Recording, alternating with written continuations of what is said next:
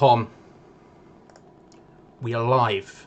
It's Watford versus West Ham United, and I don't know. How are you feeling? Tell me how you feel. As I mute myself, I am so nervous. I'm so nervous. Although I've seen the teams. I've had a little sneak peek earlier than yourself. So Charlie, I don't think knows fully in depth, but I don't know. I was semi confident after looking at their team sheet specifically, because of one player in general that isn't playing for them. But yeah, this is a big night in the history of West Ham United Football Club. Let's pick it up for what it is. It's a massive, massive night, and pretty much win and we're safe. So yeah. I guess is the way to look at it. Like I said, I don't know the teams fully yet. We'll go through them as I just quickly finish adjusting all my setup. I don't know the teams fully, but at this point, I'm not that scared. I can't lie to you, bro. I'm not that scared. I understand that's potentially famous last words, but it's a bigger game for Watford than it is for us. Is something I've seen quite a few people say on social media, Gio included, and I think that plays into our hands. In the same way with Norwich, if they attack us, then we can do something. We're not a team who are very good at breaking other teams down, and so if they were safe and they could just sit, then I wouldn't have a lot of confidence. But right now, I'm not scared, Tom. I'm not scared. Not scared. I'm not scared. Not scared. Okay. All right. Sorry, I'm just getting everything adjusted settings wise for myself. Fair enough. Hello, live chat. Hello. Hello, Foshizi. Hello, Eric. Hello, Rebecca. Hello, Arian. Hello, Cameron. Hello, Ray Borum, who's turned up again. Hello, Ray. Hello, Dean. Hello, Thomas. Little Irish Tommy. Don't know why I said that. Irish Tommy. Good to see you, bro. Hello. Metal in both legs. MTB. Schizo bass. I almost said Shizo bass. I almost did what I shouldn't do. Hello, Jamie. Hello, Matt. Hello, everyone. Welcome. We will, of course, be live with you from now until full-time and then a little bit after full-time, just while Gio and Gonzo get their review up and running. And then once they're ready, we'll then send you all across there in a mass wave. Tom, what I was thinking, right, we should do is for the people who stick around to the end, we should give them a message to go and spam Gio and Gonzo's live chat with, so then we can look and see the chaos that it's caused. I'm thinking that's the thing we should do. I don't know what it is. Maybe, guys, once we get into towards the end, maybe we'll start asking you for suggestions. Yeah. Maybe something to do with fish cakes or vases. We don't know yet. We'll figure that out. Which may or may not be, because I see a few people saying already, oh my God, he's eating. It may or may not be fish cakes. He's eating fish cakes. I was sensible enough to finish my dinner. I've got a little cheeky dessert, which I'm saving from the first half. I've got a Malteser truffle, Tom. There. Oh, big. I've got tissue to save with my Olbus as my... Okay. Actually, do you know what? No, I actually do have a pudding tonight. I have Dessert Moments by Alpro. Oh, I love...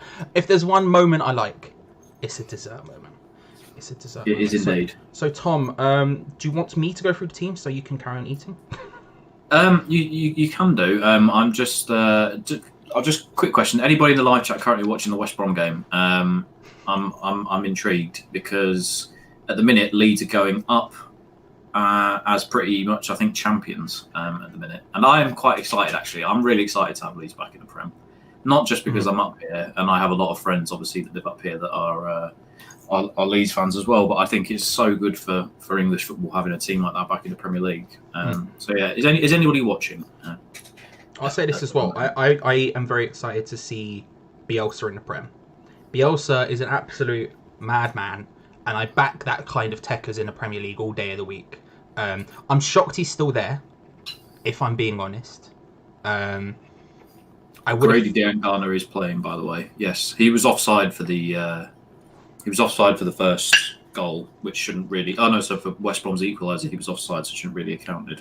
But if West Brom fail to win, I think it is. So even if it's a draw, that's it. They're not going up. I would have...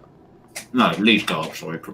Champions. Don't talk with your mouth full, Thomas. Come on now. Sorry, apologies. That's for once the game kicks off and most people leave, then you can talk with your mouth full you like. But for now, we have to remain presentable. But let's go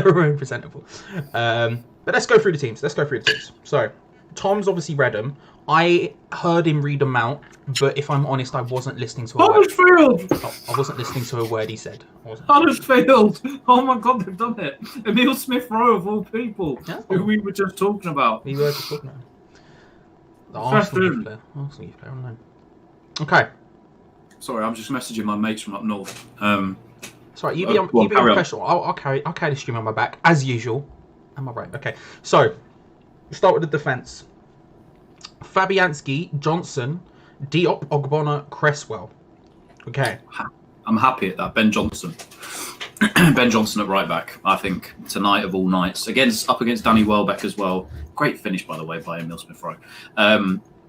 Yeah, this you have tuned in for the West Ham watch along. It's just happens to have the Huddersfield game on. No, I think Ben Johnson at right back tonight. I think that's a good. As somebody puts in the live chat, there's a good call for us tonight. I'm quite excited to see what he's going to do. As Eric. Before I butcher his last name, Olstedt pointed out to me on Instagram again this week. He let me know that Ryan Fredericks had let me know. Fredericks had made the Who Scored Team of the Week again for the second week running. Yes. Although I wasn't entirely convinced of his performance just because of how many times he gave the ball away in that first half. So yeah, I'm excited actually tonight, Charlie. I really am excited to see what Ben Johnson can do at right back, especially. What about you? I'll say this specifically to Eric, long-term watcher of the watch-alongs, of course. He then messaged me, and we had a long conversation. And Rebecca, who's also in the chat. We all had a conversation. No, Eric. I was saying Eric. No, Tom messaged me about it. Not Eric. Eric didn't message me. But I'm fine. Listen, I'm not shouting out. Yeah, I mean, if he's injured, which he seems to be, then that's fine. That's the obvious option. I'm concerned about him coming in. I'm not gonna lie. I am very. Really? Yeah, I don't have faith. He had one good game, and it was a good game. It was at left back, and it could just as easily be a one-off. That doesn't mean I don't want to see him. I wanted to see him more. To be honest with you, just Fredericks is done, so I don't see why the hell we're playing him in the first place. But that doesn't mean I'm not worried. I am very, very worried. And he's also just come back from a big injury. I don't know. But I am excited to see him play. I am genuinely excited to see him play, because I think, I know Fredericks is crap. I've seen it enough to go, yeah, he's trash. So, let's get because realistically, let's be real. Ben Johnson is at very worst going to be our third choice right back and probably our third choice left back next year, but probably might even end up being second choice depending on what we do in the transfer market. So it's a huge game for him, and I'm very excited to see him. Can we just appreciate my flatmate? Because Bilic is not very happy on the sideline there. And Bilic has really bottled this, by the way. Brentford are screaming into the Prem at the minute. Can we just appreciate my flatmate Marco, who said, "Oh my God, I fucking can't believe it, you beautiful dog bothering bastards," about Huddersfield, because that's what they call them, innit? Is the dog botherers. Blimey. So, just things you love to see. Just things you love to see. Inter fans, am I right, lads? Evening to everyone who's just joining us, by the way. Tom is currently eating fish cakes. I'm being professional. You know how these things go. Shout out Maverick, shout out West Ham clips. Fresh from stealing Tom's line, as Tom will most likely talk about at some point. iClips back in. It is what it is. It is what it is. Okay. Midfield. Let's just go with all the rest, actually. Rice, Souček, Noble, Fornals, Bowen, Antonio. You've got to keep it. Sorry, you go first. I agree. You have to keep it. Tom, your thoughts? No. I think... Let me swallow quickly. This is the thing, right? I'm happy with it, barring Fornals playing on the left. But I don't know... we just don't have an option, right? Anderson has made the bench, but I wouldn't put him straight in from an injury. I think that's just a bit crazy. And he's really the only person who could play there, unless you put Haller up front and Antonio on the left. And I would consider that. However, I just think Antonio has to do his thing, Antonio he scored 4. And he can't really do much more to deserve a place up front than score 4. So I think for this game, in this game alone, I'm like, okay, fair enough. Noble is the contentious one, I guess, for most people. I've seen Irish Tommy, for example, not happy with Noble starting. Noble had a very good game against Norwich. This is his 500th game. It's difficult. It's difficult because it depends on what Watford's midfield looks like and whether we need to have a bit more of a combative midfield.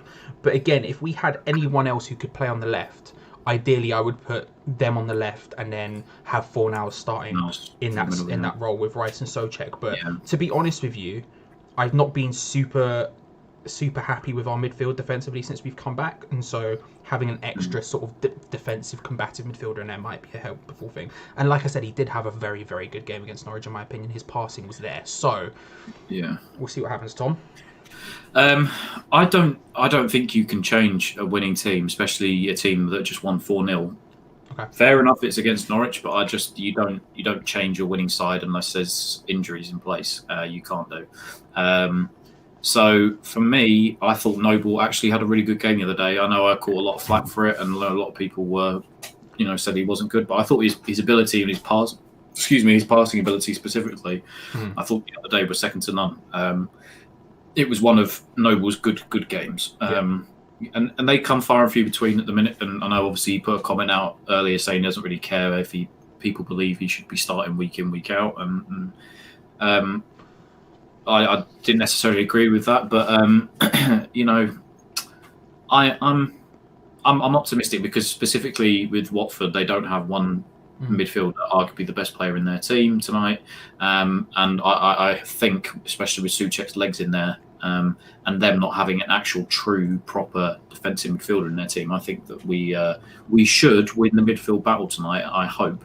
I think we've got the legs on us in midfield, and I think. Against the tougher teams we faced since the restart, they've all had better midfields and they've run that midfield better than us. But tonight's one of those nights that I think we may just have the lion's share of possession. That's a bold claim for a Moyes team. No, but I think we do. I know somebody was it Troy Manderson says, do you think Watford have a chance of winning? We'll get on to that in a second, mate. But he also says we have Hughes, who is a defensive midfielder. See, I always thought Phil Hughes, Phil Hughes. Yeah, he's the cricketer that died a few years ago.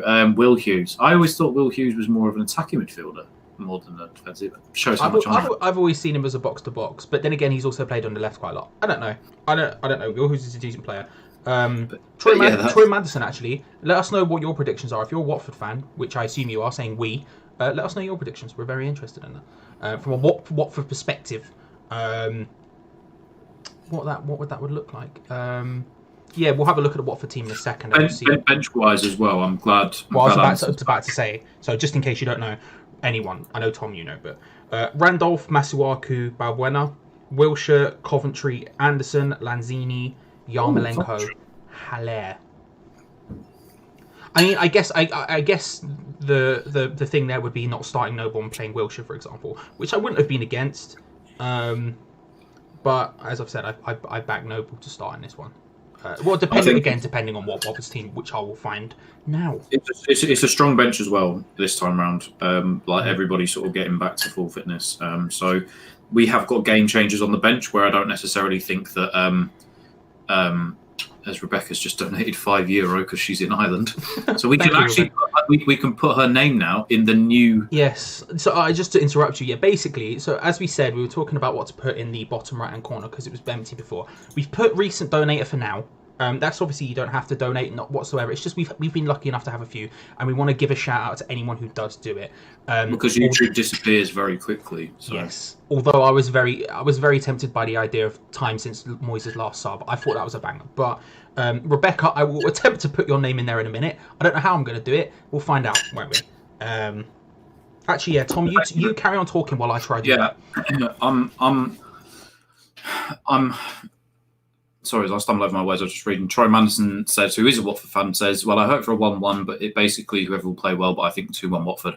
That's fair enough, because at the end of the day, you're not going to bet against your team, are you? Listen, I think Watford have got enough to beat us tonight. I think they do have some good players. I don't necessarily think that it's going to be a walk in the park for either side. I think tonight it's going to be all about that grit and determination. And unfortunately, for both of our sides at the minute, West Ham and Watford included, every result was going our way. until last week, and now every single result has gone against us, which is the as Rebecca's name lasted for about 2 minutes as Foshizi comes in and slaps her off of the donation thing. But yeah, so I think Fo, thank you so much. I'm sure we'll get there in a second. But yeah,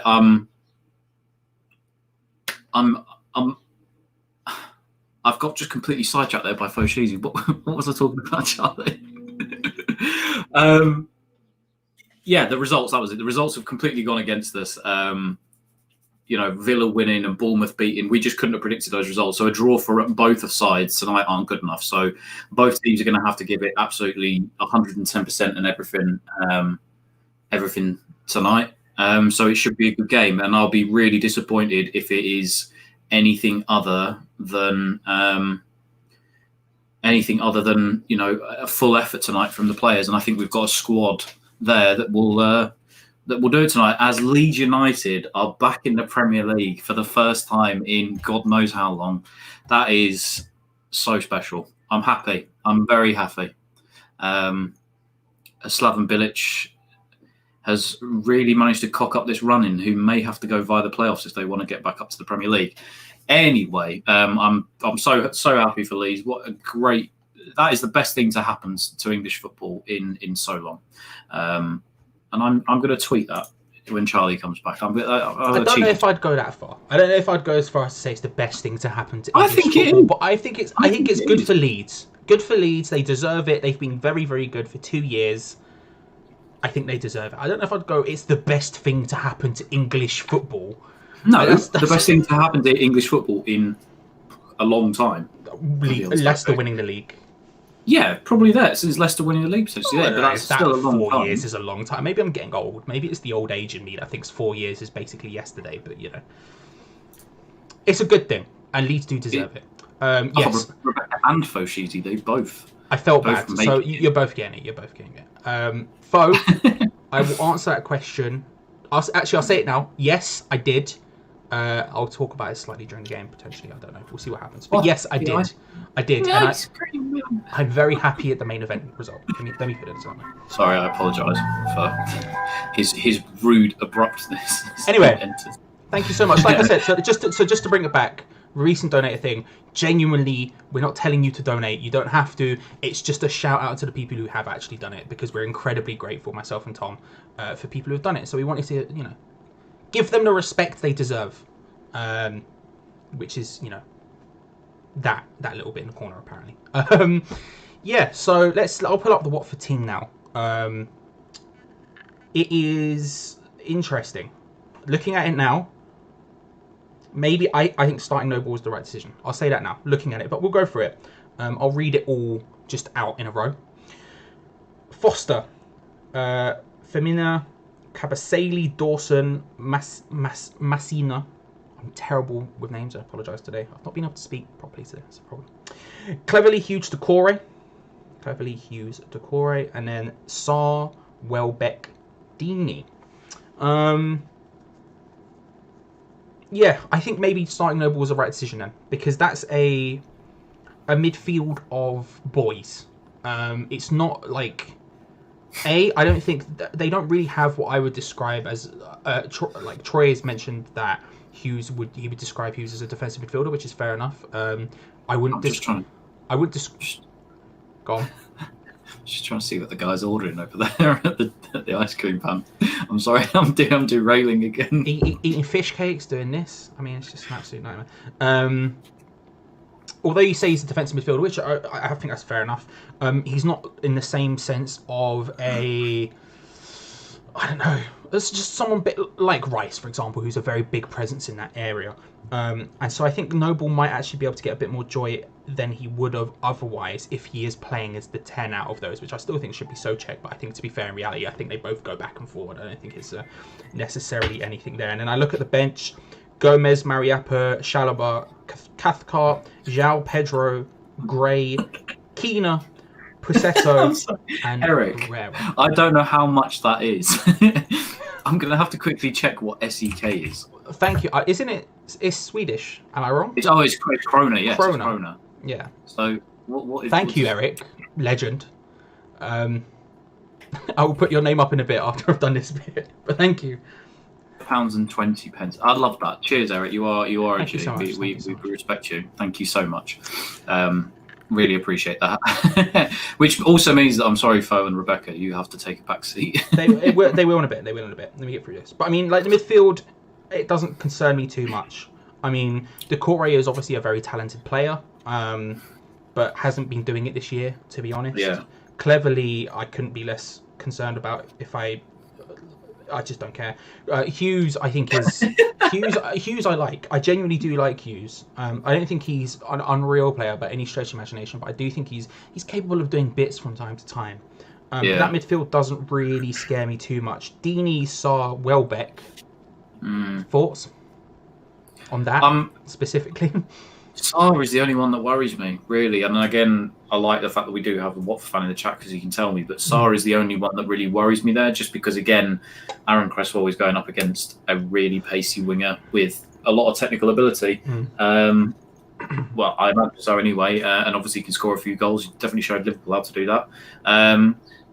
But in terms of Deeney, again, not much in the way of pace. I mean, he's a bit of a bully, but I don't imagine him, obviously, the last couple of weeks with certain strikers that have really troubled us have had a lot of pace, and Deeney doesn't have that. And I think the same really can be said about Welbeck as well. Don't give him a penalty, Troy Manderson says. I think that's the only thing we've got not to do tonight. But yeah, I think obviously them not having Capoue tonight in their team, in their midfield specifically, I think is going to be a massive, massive loss for them. Been such a good player, and I know Decore had a good start to the season because Watford did have a good start to the season, didn't they? I honestly don't remember. It feels feels long ago than Leicester winning the league. That's how long ago it feels to me now. It feels a long time ago. But Decore, I know he can blow hot and cold. I think he sometimes has good games, sometimes he has bad games. I see him linked with big moves, and then next week he's staying with Watford. So yeah, they had an awful start. I do apologise. Decore must have been a standout because I kept seeing his name linked with every other team for weeks, like Man United and stuff. Correct me if I'm wrong. I don't know. He has been linked, and I think the thing stopping him from moving to a big team is that consistency. I think when you have a player break through like he did into the Premier League, in a sense, when he rocked up and had that purple patch, he was basically unplayable, and you think, oh, he could easily play for a bigger team. But it's the consistency factor. It's the Felipe Anderson factor, right? The difference between having one season or 3/4 of a season where someone is absolutely brilliant and having 2 seasons where you're brilliant, let alone 3, 4, 5, is the difference between playing for a Watford or West Ham and then playing for a United or a City or a Liverpool, whoever, right? A top team. And I think that's Decore's thing, is like his sophomore album wasn't very good. Like he's had good games and he's had bad games, but he hasn't had that purple patch which he had in the first one. But you look at their bench and I think, well, I can't lie, I do like Domingos Quina still, and I wouldn't mind seeing him come on and just run around a bit. I do like Domingos Quina. I can't act like I don't. There's not much in the way of a strong bench though. If they need somebody to come on and change the game, they really don't have much depth at all. Which again plays into our favour due to the nature of our bench tonight as well. I think the longer the game goes on, if we need somebody to come off and change and spark from the bench, we have that. I don't necessarily agree that Watford have that tonight. The only thing is that Joao Pedro I keep seeing good things about. So it'll be his night when he has his arrival night in the Premier League, won't it? Well, and then you've also got like Pereira, who again hasn't been great, but when he is on form, is very good, and we've seen him destroy us in the past. But I don't. It's not something I'm threatening about too much, but it's in the back of my mind. Passetto I've never heard of, so he could come on and be amazing. I have literally no idea. And I have a special place in my heart for Mariappa, but he's not going to come on and change the game. Mariappa still plays for Watford. Yeah, man. Big agent. Love him. He's a very nice man. He's very nice. Him and Deeney are the two nicest Watford players in my opinion that I've met. I met all of them at the beginning of this year. No, not at the beginning. Sorry, when Nigel Pearson took over just after, it was around Christmas time. I met all of them at work, and Deeney and Mariappa were both incredibly nice people. So, everyone in the chat, what are your score predictions? What are your vibes? Tell us and we'll start reading them out. While we wait for that, Tom, Score predictions and vibe. Now we know the teams. And now we are but 20 minutes away from kickoff. Yeah, it was the worst thing I could have done was retweeting your watch along tweet on my Twitter account. It's the first time I've done it, actually, because now I'm just getting messages from from friends, which I haven't had before. Hello, Tom's friends. Hi, Georgie and Josh. I know you're watching. Come into the live chat and give him a boost, please. Thank you very much. Tom, your thoughts? I am, like I said, I've seen the team sheet. I'm optimistic tonight. I think having Ben Johnson in for Fredericks is a massive plus for us, as I already said. I think our midfield, it really does change the game up for us tonight. I think. I'm so nervous because I know that 3 points tonight, and that is pretty much safety. But we can't afford as a football club to get dropped down into the Championship. And I'm not about to lose all faith that we're going to get dropped down now. So yeah, I just want heart effort. That's all I want. And I think we could scrape a 2-1 win tonight. But it's gonna. Yeah, I don't know what to say. I'm so nervous for the game. It's kind of just my heart is telling me 2-1, and in my head it's going to be a really hard full draw, and it'll be, a sluggish 1-1 or something. I don't know. Yeah. I don't know. But I'm going to be the optimist. I'm going to say 2-1, 2-1 West Ham. I think Bowen gets on the score sheet tonight, and I think Antonio scores again. Maybe Souček, I don't know. But yeah. Well, Dean scoring a penalty. I'll be even more optimistic. I'm not concerned at all. You're really not at all? No. It plays into our hands. Everything here plays into our hands. Watford need the win, arguably more than we do. A draw, although is good for them, in the position that we're in, I think either team would probably take a draw. It's not ideal. It doesn't get them any closer to safety above us or anything else. I think Watford need that win more than we do, and I think that plays into our hands. And Watford aren't gonna, like I say, that midfield isn't full of defensive grit. And so you're probably going to see them step out a little bit, come towards us a little bit. And that only plays into our hands. I mean, I haven't seen any real evidence of us breaking a team down. But when there's space, especially with someone like Antonio up front, who's going to want to add to his goal tally. I mean, he's dangerously close to getting double figures, Tom. It's scary how close he is. We're flying a bit too close to the sun. Icarus style. Who is? Antonio. Dangerously close to double figure goals. He's too off. Like Icarus. Too close to the sun. It might be a bad time. So if there is space, we will have the ability. We will be able to find stuff and create some stuff. So I'm not super concerned. Is that JP in the live chat? Well, if it's JP, thank you. Hello, JP. If it's fake JP, if it's fake JP, hello. I just doing his watch on tonight. I don't know, bro. You'd have to tell me. I don't know. That's what I was asking you. I'll say this. I'm stuck between either 2-0 to us or 2-1. I do think 2-1 because I do like Deeney. I think he gets goals. It's not a perfect game for him, like you say. I think we've got that. We've got the right sort of. We're going to set up to stop him in a sense. It won't be purely to stop him. It will be to stop Watford as a whole. But it will be sitting deep and stuff. I'm more concerned about Sarr down the wings and I guess Welbeck. Yeah, that's the only place I'm worried about tonight. That threat is from Sarr down the right. Just because I just do think that I'm scared about anyone down the wings because we're just weak down the wings, and then we play very compact, and it gives them the space to be strong down the wings when they're already stronger than our fullbacks. So I'm concerned either way. But I will say, I'm saying 2-1. I'm saying 2-1. Clayton says, I can't feel too optimistic about us getting a win. Can't change the habit as it may upset the apple cart. Tom is going for the win as usual. Hey, listen, I like to be optimistic. To be fair, the last couple of weeks I did say some of the games we would get battered, and we did. But I did predict the Chelsea win, so I've got to. I've got to carry on the train. Let's have all your predictions in the live chat tonight. Rebecca says get Eric's name in the bottom right. I'm sure that's exactly what Charlie's doing right about now. Get your predictions in the chat. We'll go through them. How long we got? We've got 15 minutes till kickoff.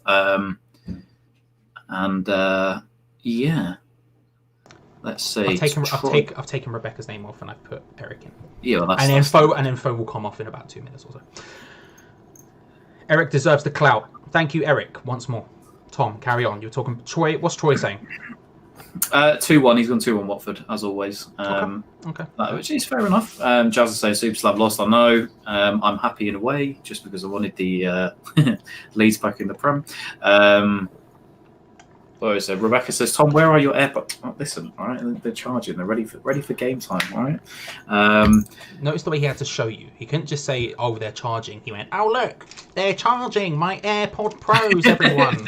Yeah, AirPod Pros. Yeah, it's my birthday on Tuesday. It was an early birthday present. We just, get it out there. Is your birthday Tuesday just gone or the Tuesday coming up? No, Tuesday coming up. Okay, I thought I got it right. I was very concerned for a second there. The big 2-5. The big 2-5. Everyone give Tom an early happy birthday. Why not? Don't do that. Not now. Eric says, I want to share the place with Fo and Rebecca. Nah, Rebecca sits on her own little pedestal that's not on the not on the screen. Nardo, oh my word, Nardo Shalchi says, when did the Hammers last win back-to-back games? I think you've got to go way back, haven't you? Pellegrini last season? I reckon Pellegrini did it. Last season. That would be my bet. Maybe. I'll tell you what. I'll have a look. I reckon it was Pellegrini. Yeah. Let's have a Peter Cornwell says 3-1 Irons. Tone Noble as Cam is having a giraffe. 0-0 draw says Jesus Ortiz. Dave Ben going 3-1 West Ham. Pete Mooney saying Watford Dawson set piece. Do you know what was really interesting that I saw the other day?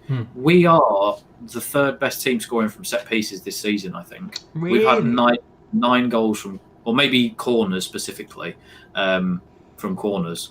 I think that, I thought that was a crazy stat. Yeah, that's weird. Like, considering that I'm not year after year, the last time I only until after pre-lockdown, yes, I'm more confident with corners. But before that, I was not confident whatsoever, or set pieces in any sense, to be honest. I think you have to go back to James Tompkins' days when they had that set routine where Tonks would run to the back post and knock it back in. Do you remember that? And we always seem to score from that. But arguably, Pellegrini did it at the beginning of this season. Fair enough. There you go. There you go. Facts. Doesn't feel like that, does it?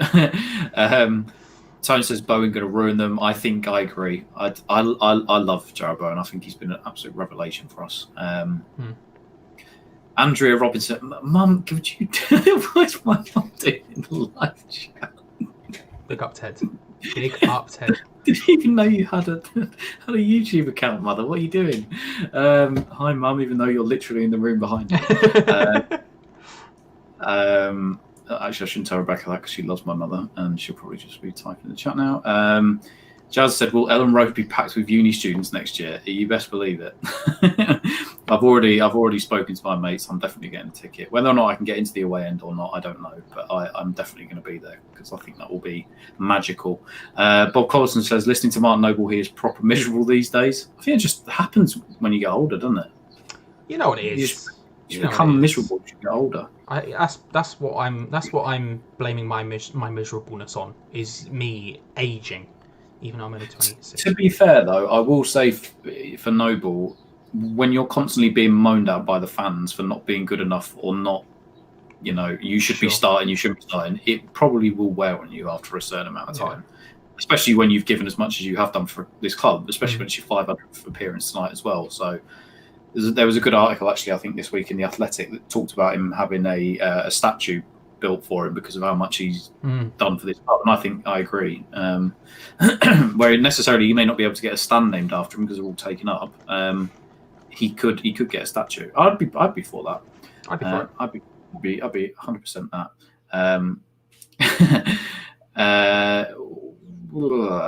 What else we got here? Jazza says 2-2 Noble 2 goals. Jeff Belly, sorry I'm late with mowing my pitch. Really hope you were mowing your lawn outside and not the other pitch. Jazza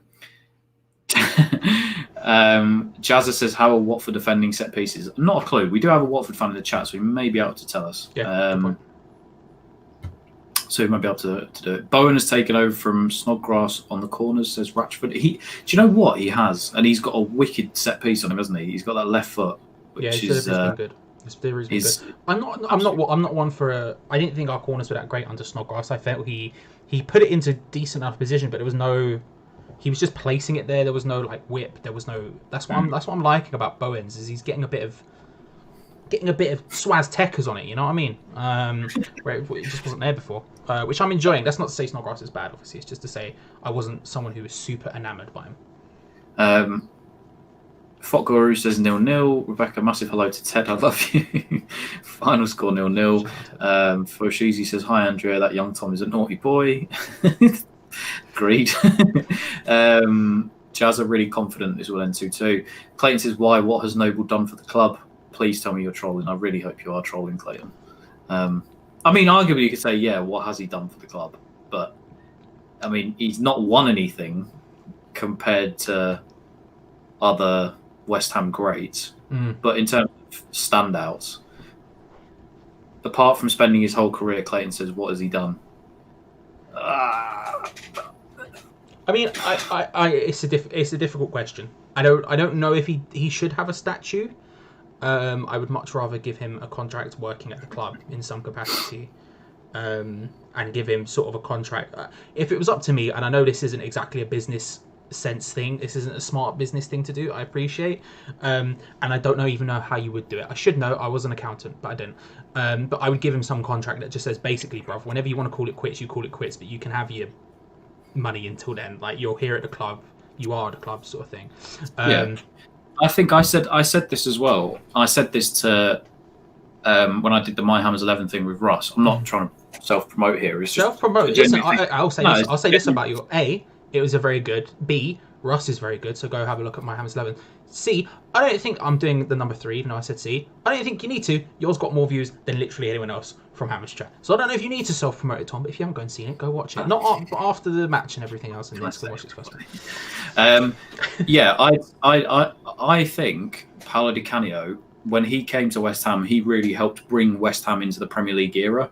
He gave, because when you spoke about West Ham in the Premier League era, you only really ever spoke about Di Canio because he was that guy for West Ham, wasn't he? Like, even years after he left, he just helped transcend West Ham as a Premier League football club into the 21st century, is what I said. And I think that the same goes for Noble. I think the Premier League now, when you think about West Ham, you say, who's West Ham's most important person been?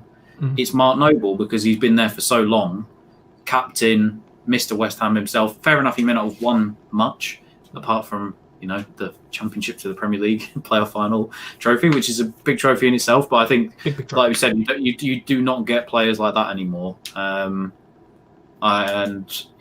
just think, like I said, he's synonymous with West Ham, Premier League, that kind of stuff. I don't know. He just, for me, deserves. I think when you look at the era we're in, so like, I don't know, Redknapp onwards, or whatever you want to say, like Paolo Di Canio onwards is maybe a better way to put it. He's the most West Ham player. Like, he's the one that has meant the most to West Ham. Like, obviously he's not been the best. Pyatt's been the best. He's not even been the best midfielder. Scott Parker, like whatever. But he has been the most West Ham guy. Yeah, in terms of importance, I would say he is up there as the guy for us. Personally, would I give him a statue? No, but I wouldn't exactly be angry if he had one, because I'm like, he is. Put it this way: if Billy Bonds, Alvin Martin, Tice, Brooking, Hurst, all the guys that have been there for such a long time, and they all had their statues. Maybe had like a mini museum or something inside. Well, obviously we've got one in the shop, but say if we owned our own stadium and we had this mini little thingy. What am I saying here? Museum type thing. If they all had their own statues, would he deserve a place in that sort of Hall of Fame statue? Does he deserve to go into West Ham's Hall of Fame, as in terms of players? All of the other guys I just mentioned have all won more for West Ham, when West Ham only won anything, in yesteryear before the 21st century. So, would he deserve a place in that Hall of Fame? Like, would you put him in there with a bust or a statue or something like that? If that was actually a thing, would he go in there? Let me put it this way, right? It's kind of difficult because obviously, like, we haven't had that much success as a club. Like, we just haven't. Like, we haven't won like a huge amount of trophies, like say a Liverpool or Man United. We've not had countless teams where they've been unplayably brilliant, and so the sort of the greats as they are, like if you think about West Ham, Mount Rushmore, or whatever, however you want to word it, They're all from that time period. There are very few outside of that. Like, that's what we do in the NBA all the time. We always talk about the NBA's Mount Rushmore, right? And then when you try to put the players on the Mount Rushmore, you always end up arguing because of the era in which they played in, and it was a harder era in the 60s and 70s and 80s, and whereas now players are a lot more soft. And so I understand that it's all about eras. And when you look at like myself, people who are myself and Tom's age and Rebecca's age and people who do videos constantly, right? We didn't see those incredible teams, unfortunately. Like, I'm sure we've all seen bits and pieces from them. Like, we've probably all gone back and watched an FA Cup final or whatever. Like, I haven't, but you know what I mean, you might have. But it's difficult to phrase it like that. So when you think about that era we've lived through, like for myself, Noble is West Ham United. The best player I've ever seen play for West Ham is Pep Payet. Obviously, Di Canio maybe just after that, but it's very difficult to make a great. It's very difficult to talk about great West Ham players in our era just because there's not been that many. But when you think about what a player means to a club, and that's where I think a statue comes into play. Yeah. Noble's the only one who deserves it since Di Canio, and I wouldn't even give Di Canio a statue. I was going to say, if on the same token. Listen, Clayton, I'm not arguing with you by any stretch of the imagination. I think it's a genuinely good discussion, and seeing as we had 5 minutes before kickoff and we did everything else, it seemed right to talk about that. Yeah. But I just think that if you go by what you're saying, Di Canio, other than maybe the Intertoto Cup, if you really want to go there, was he even part of that squad that won it? I think he might have been. Maybe. Who knows? It was a while ago. I didn't really. Maybe I was too young. But by the same token, Di Canio never won anything either for us. So. But he's considered a West Ham legend, even though he was at the club for only a couple of years. Yeah. So, and I think when you're talking about the one club man, even though he's played for more than one club, Martin Noble for me just absolutely synonymous with from West Ham and just deserves some form of recognition. And like you said, if he basically wanted to come and said to the club, and the club said to him, "Listen, you just retire whatever you want, pal," and he gets like 50 and he's still on the bench every single week, let him. I think, and again, I said this with Russ, I think the best thing for him is to be in the youth team when he leaves West Ham and be coaching those kids. And I think that is the biggest impact that he will end up having on West Ham as a football club. Yeah. If you want to think about it, his biggest impact, I think, will come afterwards. And let's be real, 500 appearances. How many? Again, and this is more to speak about modern day football. Not that I want Jesus Christ, David Moyes' face was terrifying there. Not to talk about like what football used to be like, because I'm 26. Like I started watching football when Di Canio was playing for West Ham, so let's not act like I can talk about anything to do with the past. But it doesn't happen anymore. It just doesn't. It's insane. And I remember when Gerrard was heading off to the MLS, or was it Lampard? One or two. Whoever was leaving, it was Gerrard. When Gerrard was going to the MLS, and every commentator and pundit was falling over themselves to go, "Oh my God, we're never going to see a player play that long for one club again." I'm like, well, A, he's not a one club man. He's literally leaving to go to another club. B, Noble's right there. And he has done it. And it's like, it's a difficult thing. It's a difficult thing to say. Clayton, to be fair, 500 appearances at one club, only because no one else wants him. I'm sure they did at some point. Would they take him now? No, obviously not. But that's a separate story for a separate time. Are an ostrich. You sorry. are an ostrich. No, you are an ostrich. Yes, quickly, there are 150 of you in here. We know some of you may disappear before the game starts. I'll quickly give you a quick roll call.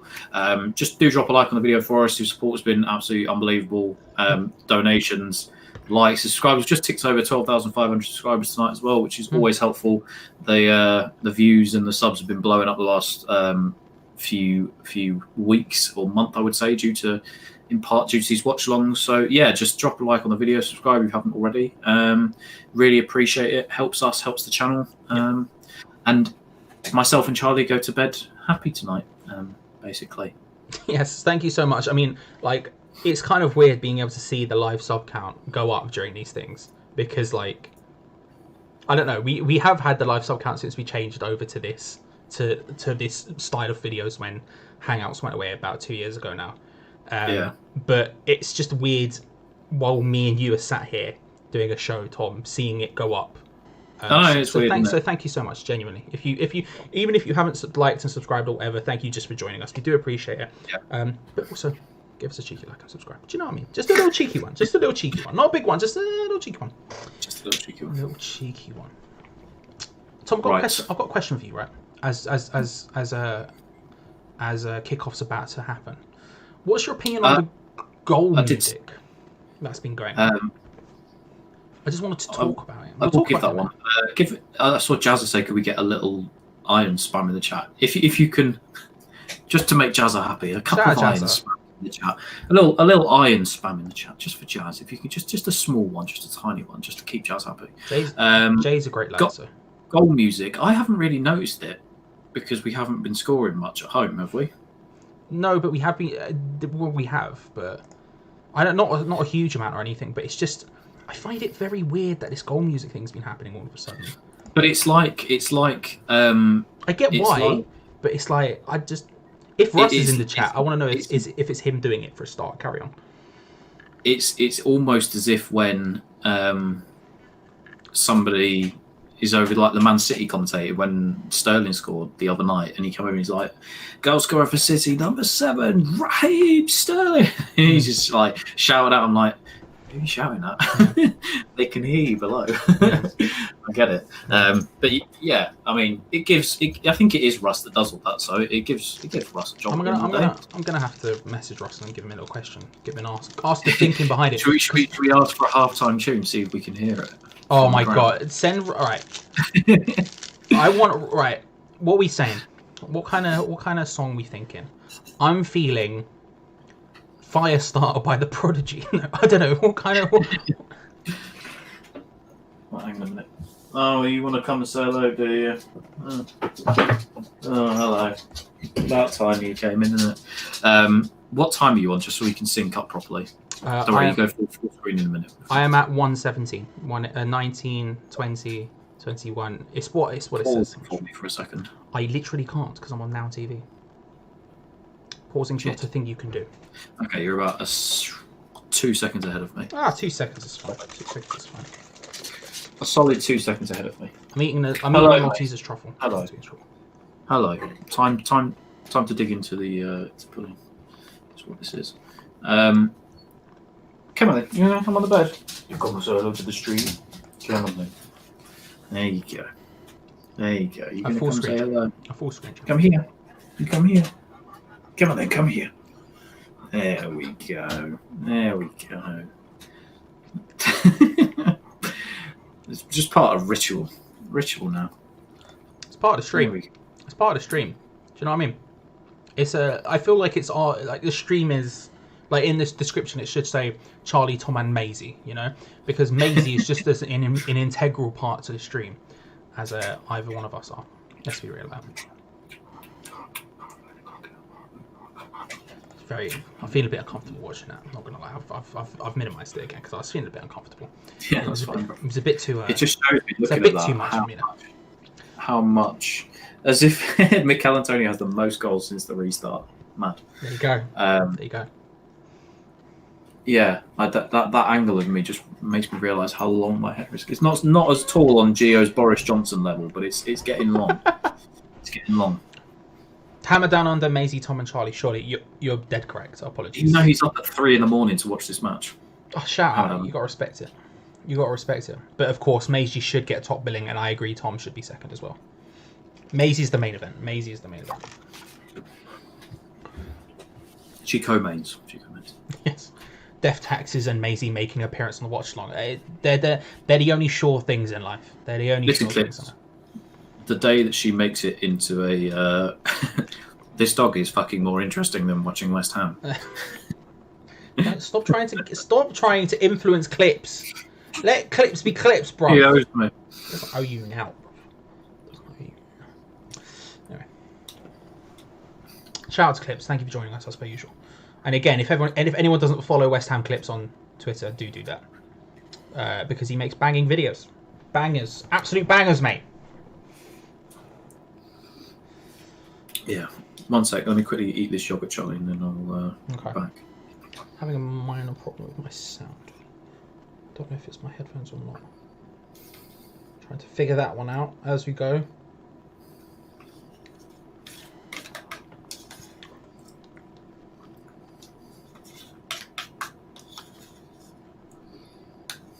I have no idea. I seem to all of a sudden only be able to hear out of one ear. We'll see what happens with that. That's a weird one. Nice. That's okay, a weird one. Hello, we are back. Andrew Reeves says West Ham has the Swiss ball. Bo says Waterford will win. I was going to say Waterford. I didn't know they were in the Prem. Eric Olstead, any Watford fans watching the stream? We did have one earlier. I'm not too sure now. Do let us know if you. Troy's here. Troy Manderson's still here. Is he? Oh, shout out Troy. Thank you, Tom. Jeffrey Sully says meal of the match. Meal of the match. Well, it was fish cakes. And it was just a little bit of yogurt. Nice little Alpro yogurt there. I know Troy says good start by both teams. Yeah, it's been an all right start. That's definitely a foul by Will Hughes. Yeah, I mean, are we going to come out the traps fast this week, do you think, Charlie? Or you'd hope so. We've done all right at doing that so far. We've done decent at like getting starting halves well, both first half and second half. Water break is where we get a bit iffy, but our starts have been decent. Antonio. Oh, he's done it again.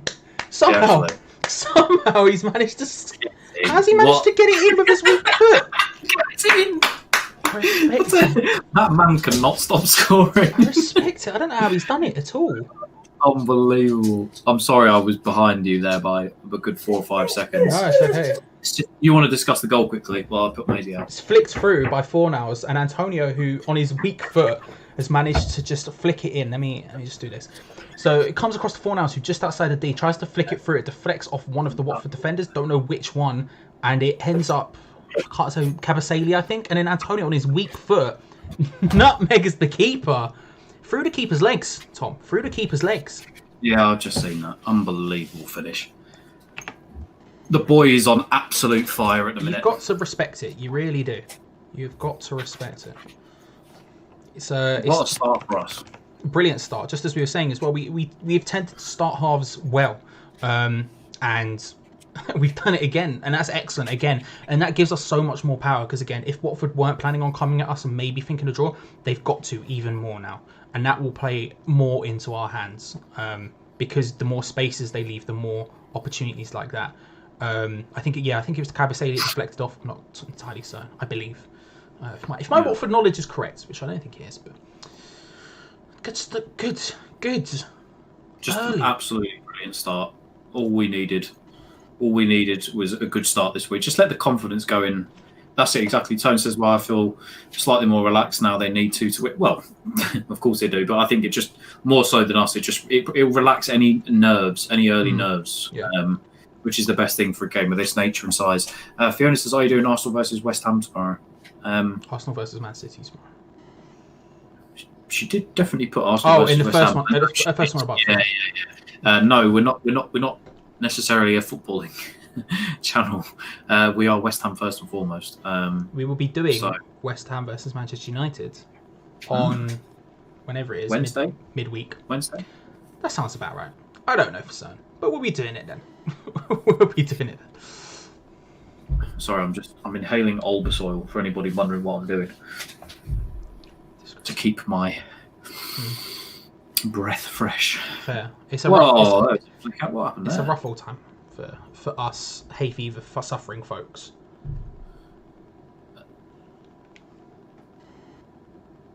Are your headphones broken, mate? I think I figured it out. I think the wire's a bit broken on these headphones, unfortunately. That's something I'm going to have to sort out at some point in my life. Oh, cleverly. Clever. Bloody hell. Thomas, cleverly. It's very close, wasn't it? That is naughty. That was dangerous. That was very dangerous. Dangereuse. 7 goals and 1 assist for Antonio since the restart. I can't believe it. That is just genuinely unbelievable. It's mad. Genuinely mad. I can't believe it. He has been just he's been a man possessed the last few weeks. I'm so happy that he's actually come out because we needed one person exactly like his Arnautovic. He's done the same thing with Antonio, and it's worked. Yeah. Bowen crossing in back stick. Thomas, check. How's he got into that area? What is he doing there? What is he doing there? He's so dangerous. He is so dangerous. You just think out of nowhere, this guy is supposed to be a defensive sort of minded midfielder, but look at how far he travels here. So Bowen puts it onto his left, puts it into an excellent position, and he's just roamed into that area. What a header! Do you remember Van Persie at the World Cup? When he did that. Yeah, it was one of them. It was one of them. What a header that is! And as usual, actually, with this scenario, where you have Antonio and Souček both in the same place, if one of them doesn't get it, the other does. Unbelievable! Bloody hell! Third goal in his last 5 Premier League appearances. That is mad. I think we're on the same pace now as well, Charlie. By the way, yeah. I'm gonna have to change that counter, my friend, because it is 2-0. Thank you very much, keeping me honest. I wasn't expecting to change it so soon. I don't want to. I don't want to alarm anybody, but we have been 2-0 up against Watford before, and it has ended. Yes, it ended very badly for us then. So I was gonna say, and the worst thing was, the Bowen cross there for the goal. It reminded me hella of that Payet cross. It obviously wasn't a Rabona, but the positioning and the player coming through. Yeah. It reminded me a lot of it. I didn't want to say that though, but now I've said it. Well, we spoke about coming out the traps earlier, and that is exactly what we have done tonight. 2-0 up within inside 10 minutes is an unbelievable start for us. That's a brilliant start. And it does put us on goal difference above Brighton if the score was to stay the same. Oh. Which feels mad. Is that with Brighton with a game in hand, of course? Let me just double check. Yes. Oh, no. We'd go above them. What a ball from Bowen, by the way. Just seeing the replay again. Utterly brilliant. And the header was... Put that ball in. Just beautiful stuff, Tom. Beautiful. Who put the ball in? Bowen. Oh, it was Jared Bowen. Yeah, he put it onto his left and then just absolute swaz-techers into that area. Revelation. Yes, we would go above Brighton because we would all play 36 games at that point. Yeah, they're just showing it on the stream now, on Sky Sports now. Like I said, Troy Manderson, can I change my prediction? Mate, I'm telling you now, guys, let's not get ahead of ourselves. Yeah, there you go. Because we were 2-0 up against you before and we just absolutely got too comfortable and let it slip. This needs to be the kind of intensity, I think, right up to the water break, as Antonio nearly forgets how to football. He's one to do that, and he's scored already, so it's fine. We can deal with it. Have Watford been scoring a lot of goals in there since the restart? Do we know? I'm sure Troy will tell us if not. Yeah, Troy, let us know. Because I'm not sure. I only saw their last game where obviously Deeney got 2, both pens. Yeah. The Welbeck overhead. They played well in that game. I saw. I was going to say, hang on a minute. Their manager is Nigel Pearson, mate. They, of course, have not been scoring goals. Well, and they scored. The Welbeck goal. The game against who was it? Bournemouth. Or no, Norwich. When they scored, they won 2-1, and they came back from 1-0 down. They're far from out for the count, Watford. They're far from out of the count, but this is about as perfect start as we could have asked for. Clayton saying confidence is a wonderful thing, and Darren Smith says this is West Ham and there are 78 minutes to go. I know, yes. That's why I'm just. Yes, of course. Yeah, let's just chill out a minute. Like I said, do you know what? Yeah, no, same with somebody there. Jeffrey says Pellegrini's focused on winning at Real Betis, while our Scotsman has found our offense. I still think it's not there 100%, but it's getting close. I think genuinely Thomas Souček has. I know Antonio will get the plaudits for his contributions, obviously in goals, and he deserves it 100%. But my word, Thomas Souček has been just. I think him and Jared Bowen have been 2 of our best signings since Dimitri Payet. I want to say. I'm not saying they're at all at the standard of them, but I think in terms of impact. I think in terms of impact, I think they definitely are up there. So with some of our I've not been. So to be full and fair, I've not been super impressed by Souček defensively or as a midfielder since the restart. Before the restart, I was happy with every facet of his game. Say that again. The ground that man covers every game is it's a lot. But I wasn't before the restart. I was very happy with it. Post the restart, I haven't been super happy with it. But his offensive contribution has been massive. Has been absolutely massive. And so when we're talking about playing sort of Noble in that 10 role or whatever that everyone's obsessed with, I think Souček should be the guy in that role. Again, he's popping up. Listen, if there's one thing Moyes likes, it's Fellaini, right? And he's got his Tim Cahill, he's got his Fellaini in Thomas Souček. Because look at that run. The run was perfect. He got his head in the end of it. Bang. Simple as. Beautiful stuff. Beautiful stuff. Mm-hmm. And then Bowen with the cross as well. I mean, Bowen's cross there was brilliant. Like, legit. Put it onto your strong foot, whip it into a very, very dangerous area, and all of a sudden, grand old time, you know? Whoa, Lucas. Thankfully he's offside. That Cresswell left-hand side is going to be our weak point all night. Until Sarr changes to Johnson, and it'll probably be just a botch problem for Johnson as it is for... No, we're not doing Man City tomorrow. We've already said we're not a football channel like that per se. We're West Ham based, so no, we won't be doing a watch along tomorrow for that game. However, as we said, we'll be doing the Man United one next week, and he is offside there. Somebody in the chat has also said, Jiri Schlosser, please, I'm sorry, I've butchered that. I am Czech. Souček is our new Nedved. He's growing and growing, can't stop. First That's of all, a bold claim. Bold claim. Love that. Love it though. All about that. All about a bit of Nedved. Get that in your pipe and smoke it. I'm not gonna call us Juventus by any stretch of imagination, but I do love Pat Nedved. Mixie said we should really enjoy Souček whilst he's here. He'll be in the Champions League in a couple of years.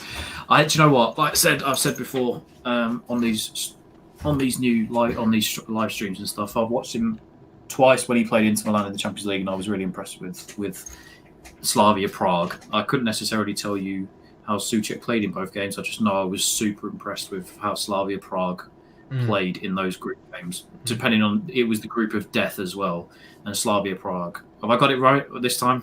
Was it Sparta? Slavia. It was Slavia. Yeah, they were. They did themselves proud in the Champions League this year. So yeah, no, he's been a fantastic sign, and Jarrod Bowen week on week just gets better and better. He has got such a wicked delivery on him. He really has a wand of a left foot. He does. I mean, that again, I can't stress how good that cross for that goal was. It really was something else. How many assists he had since the restart now? Was that 4? I don't know why my voice went really high for that. 4? 3, 4, 5. Have a little Google. Roll up on who scored. Have a gander. Santa Akhtar says, "You so pretty, and you're too pretty, and love you, bro." Oh, cheers. Love you, Santa. Cheers for December 25th. Love it. Be good presents this year, you know. Yes, if you love me so much, please. I would like a PlayStation 5, please. Yeah, I saw that. Starlight, Charlie is the new Gonzo, and Tom Gio. Well, you're the new Gonzo. I am Shedway. Do you know what? I'll take it. He's got a drone. He's got pinball machines. I'll take it. He has 4 assists. Really? Since the restart? Yeah. Very impressive. Found our new right midfielder. All we need now is Felipe Anderson to actually play well. Step up again. But there has been talk today from times that he may be going.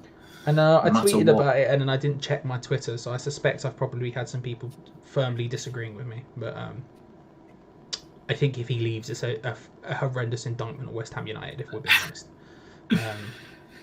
I don't know what's your opinion on it, Tom?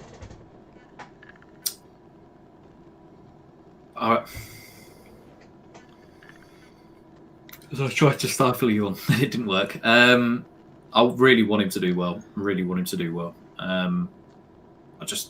I think his time is running out because there are players that are outshining him, unfortunately. I'll tell you what, Allaire may struggle to get back in the team next year, depending on who's the manager. Because if it's Moyes may start up top next year. Antonio on his own, maybe the two of them, we don't know. don't think it's good in the long run for Anderson though. I think at the minute, they're going to want to get rid of him.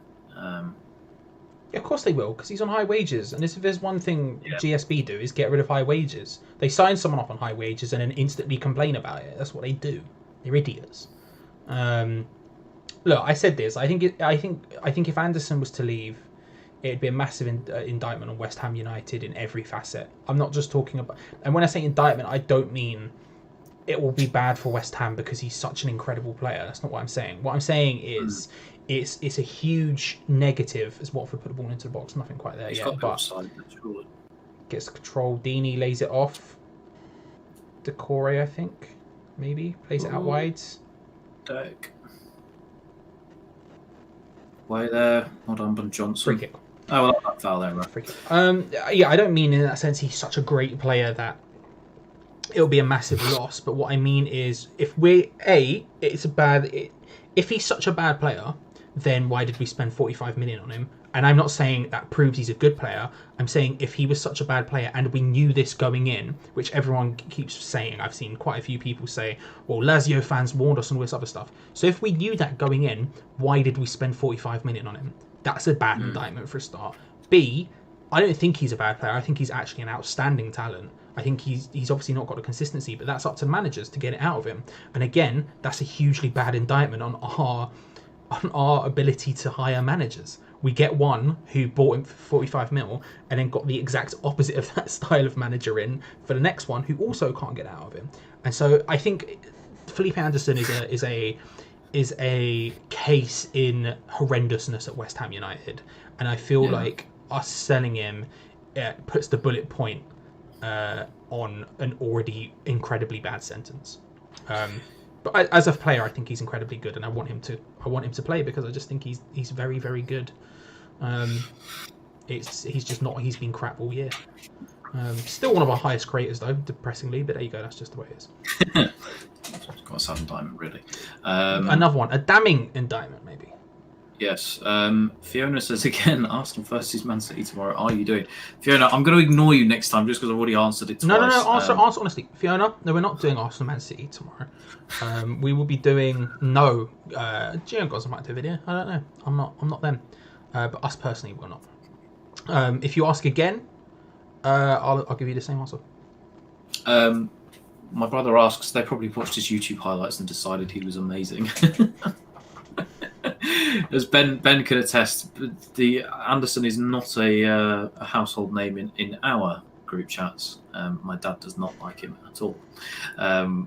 Anderson is the most talented player West Ham United have, unfortunately. He just doesn't have the consistency. Or if you were listening to my granddad, he would say, we can't afford the luxury players when we should have players that should be putting in effort, like a Jared Bowen or Antonio or such. I disagree. How dare you, David Robinson, wherever you're sat? I disagree. Although, how far be it from me to disagree with AFA's 30. The granddad of the lineage of the AFA's clan. I don't want to shout him. Paul Nicking says Haller played in a 3-man attack. We use him as a lone striker. Yeah, I mean, he's just. I think when we've tried him in the 2-man striker thing, I don't think the running mate that he's had either hasn't been an Antonio in this kind of form, or a fully. I don't know. He hasn't looked right when it's like that. But I don't necessarily think that's his fault. Like I said, I think as a team we've not helped cater to his style of play. Maybe we don't have the players that can play that kind of. We do. Rebic We're just idiots. Like the truth is this: you put him in a front three, and I'm talking about you put him up front. That's fine. We don't need to. It doesn't need to be fancy. We don't need to think about it in this deep way. A 4-2-3-1 works. You get him in. Water break, by the way. So everyone hydrate everyone. Get some H2O down here. Can you go full screen? I just need to go fill up my water bottle. I can. I'm full screen. Okay. You can just put him up front and put Bowen on one side and Anderson on the other. It was working before lockdown. And I'm not even saying with Anderson because obviously Anderson has this reputation. Put Antonio out there. Put Fornals out there. Put anyone out there. As long as the players get in close to him, it's not a problem. And I think that is an easy way to make that system work. To be honest with you, I think that's an easy way to make that system work. Recent donate doesn't pop up. That's the thing I might fix. Who knows?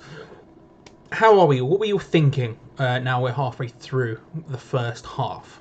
I think Anderson will go to Barca for a bargain. The thing is, Eric, right, is I think that Anderson would work in a big team because at Lazio he was the 12th man. They refer to him as the 12th man, and that's because he was the first person to always come off the bench. He wouldn't start every game, but he would come off the bench every game and have impacts. I think he works perfectly for a large team where he could do that, where he could be that again, that 12th man again. But yeah, I don't know. He's a weird player that we should be getting the best out of if we're being real. If we're being real, Tone. Charlie, after seeing this, we are winning the league next season. Tone.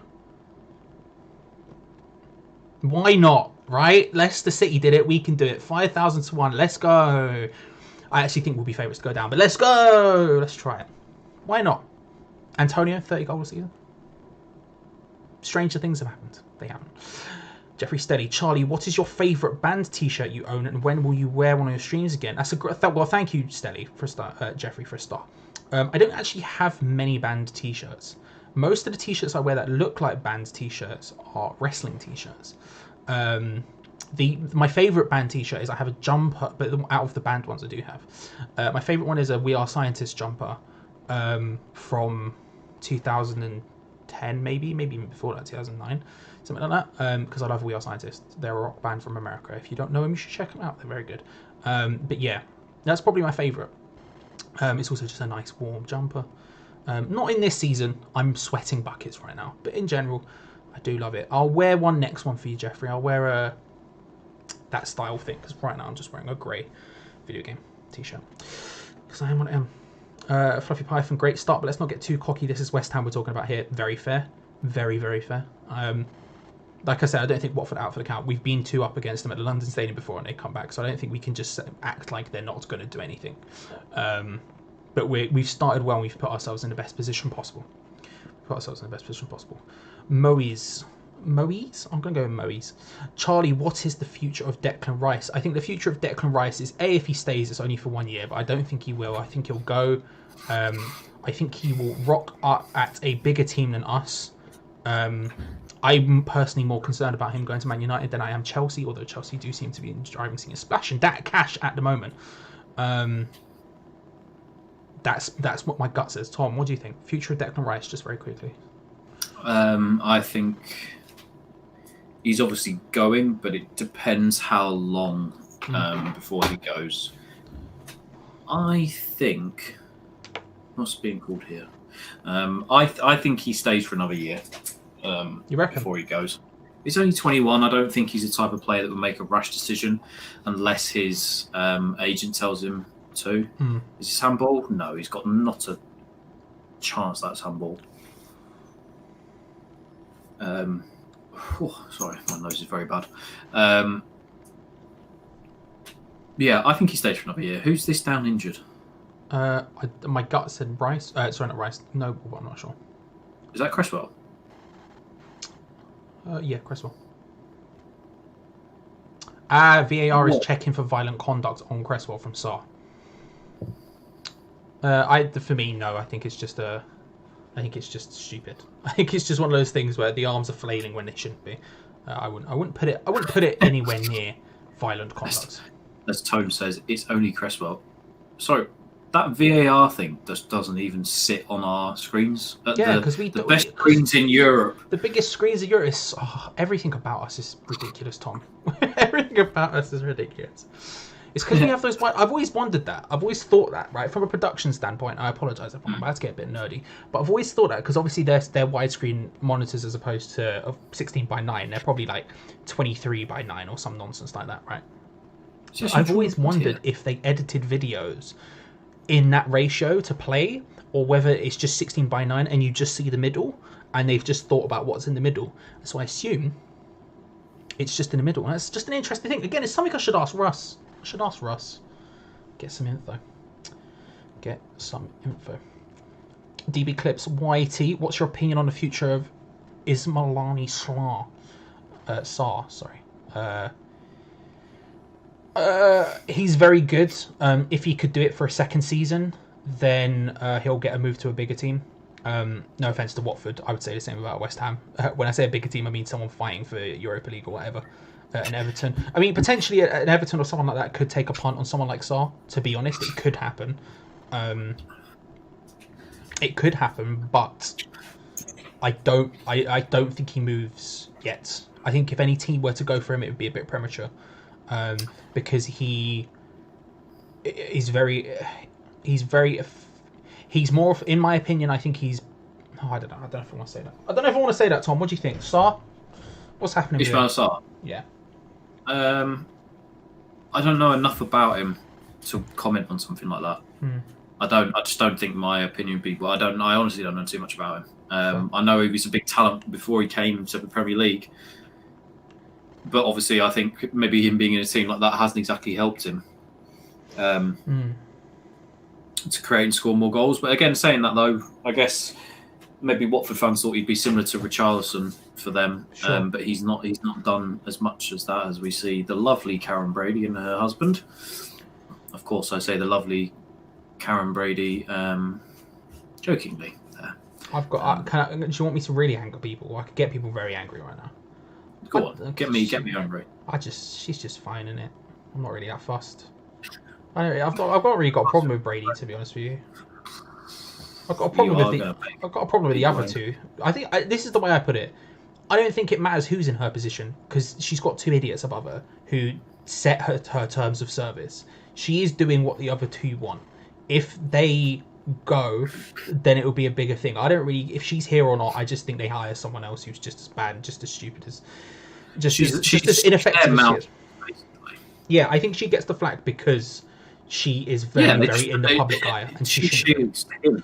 Yeah, he shields the big dwarf at the top, as Ismail Sarr is in great challenge from Ogbonna. She shouldn't be as public facing as she is. Let's be real about it. She just shouldn't be. But I've not really got that much problems with her. It's the other two I've got a massive problem with. Ismail Sarr with an unbelievable run over the top and in behind our centre half somehow. Ogbonna really gets back and tackles well there though. Cleverly flicks it through for him. I mean, if Ogbonna didn't get, I don't even know if Ogbonna did do anything there. He is lightning quick. He's so fast. He's so fast. Clearly, there is a talented player in there. It's just, I guess, maybe his first season in the Premier League, they've not seen it just yet. But, I mean, I guess Watford are hoping that they stay up, because otherwise he'll be the first probably to go from that team. Between him, Decore and Capu would be the first three to go. And for his own sake, well, actually, maybe if they went down, you'd be able to get him for very cheap. I don't think he would. I think they're still won like 30 odd million for him. I mean, how much did they pay for They're him? not getting 30 mil for Sarr. Man's got no end product. He's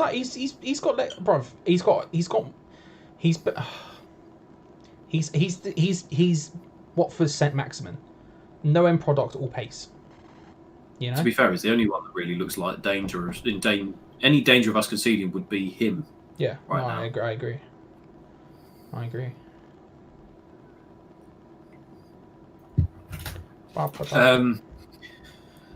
Panav Java says, will Villa stay up or go down? I don't think we've really spoke about who we thought was going to go down.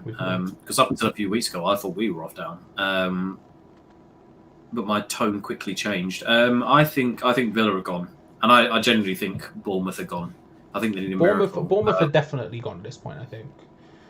I don't know the running. I wish I knew the run-ins. I mean, if we, I know somebody was speaking about if we're safe pretty much tonight,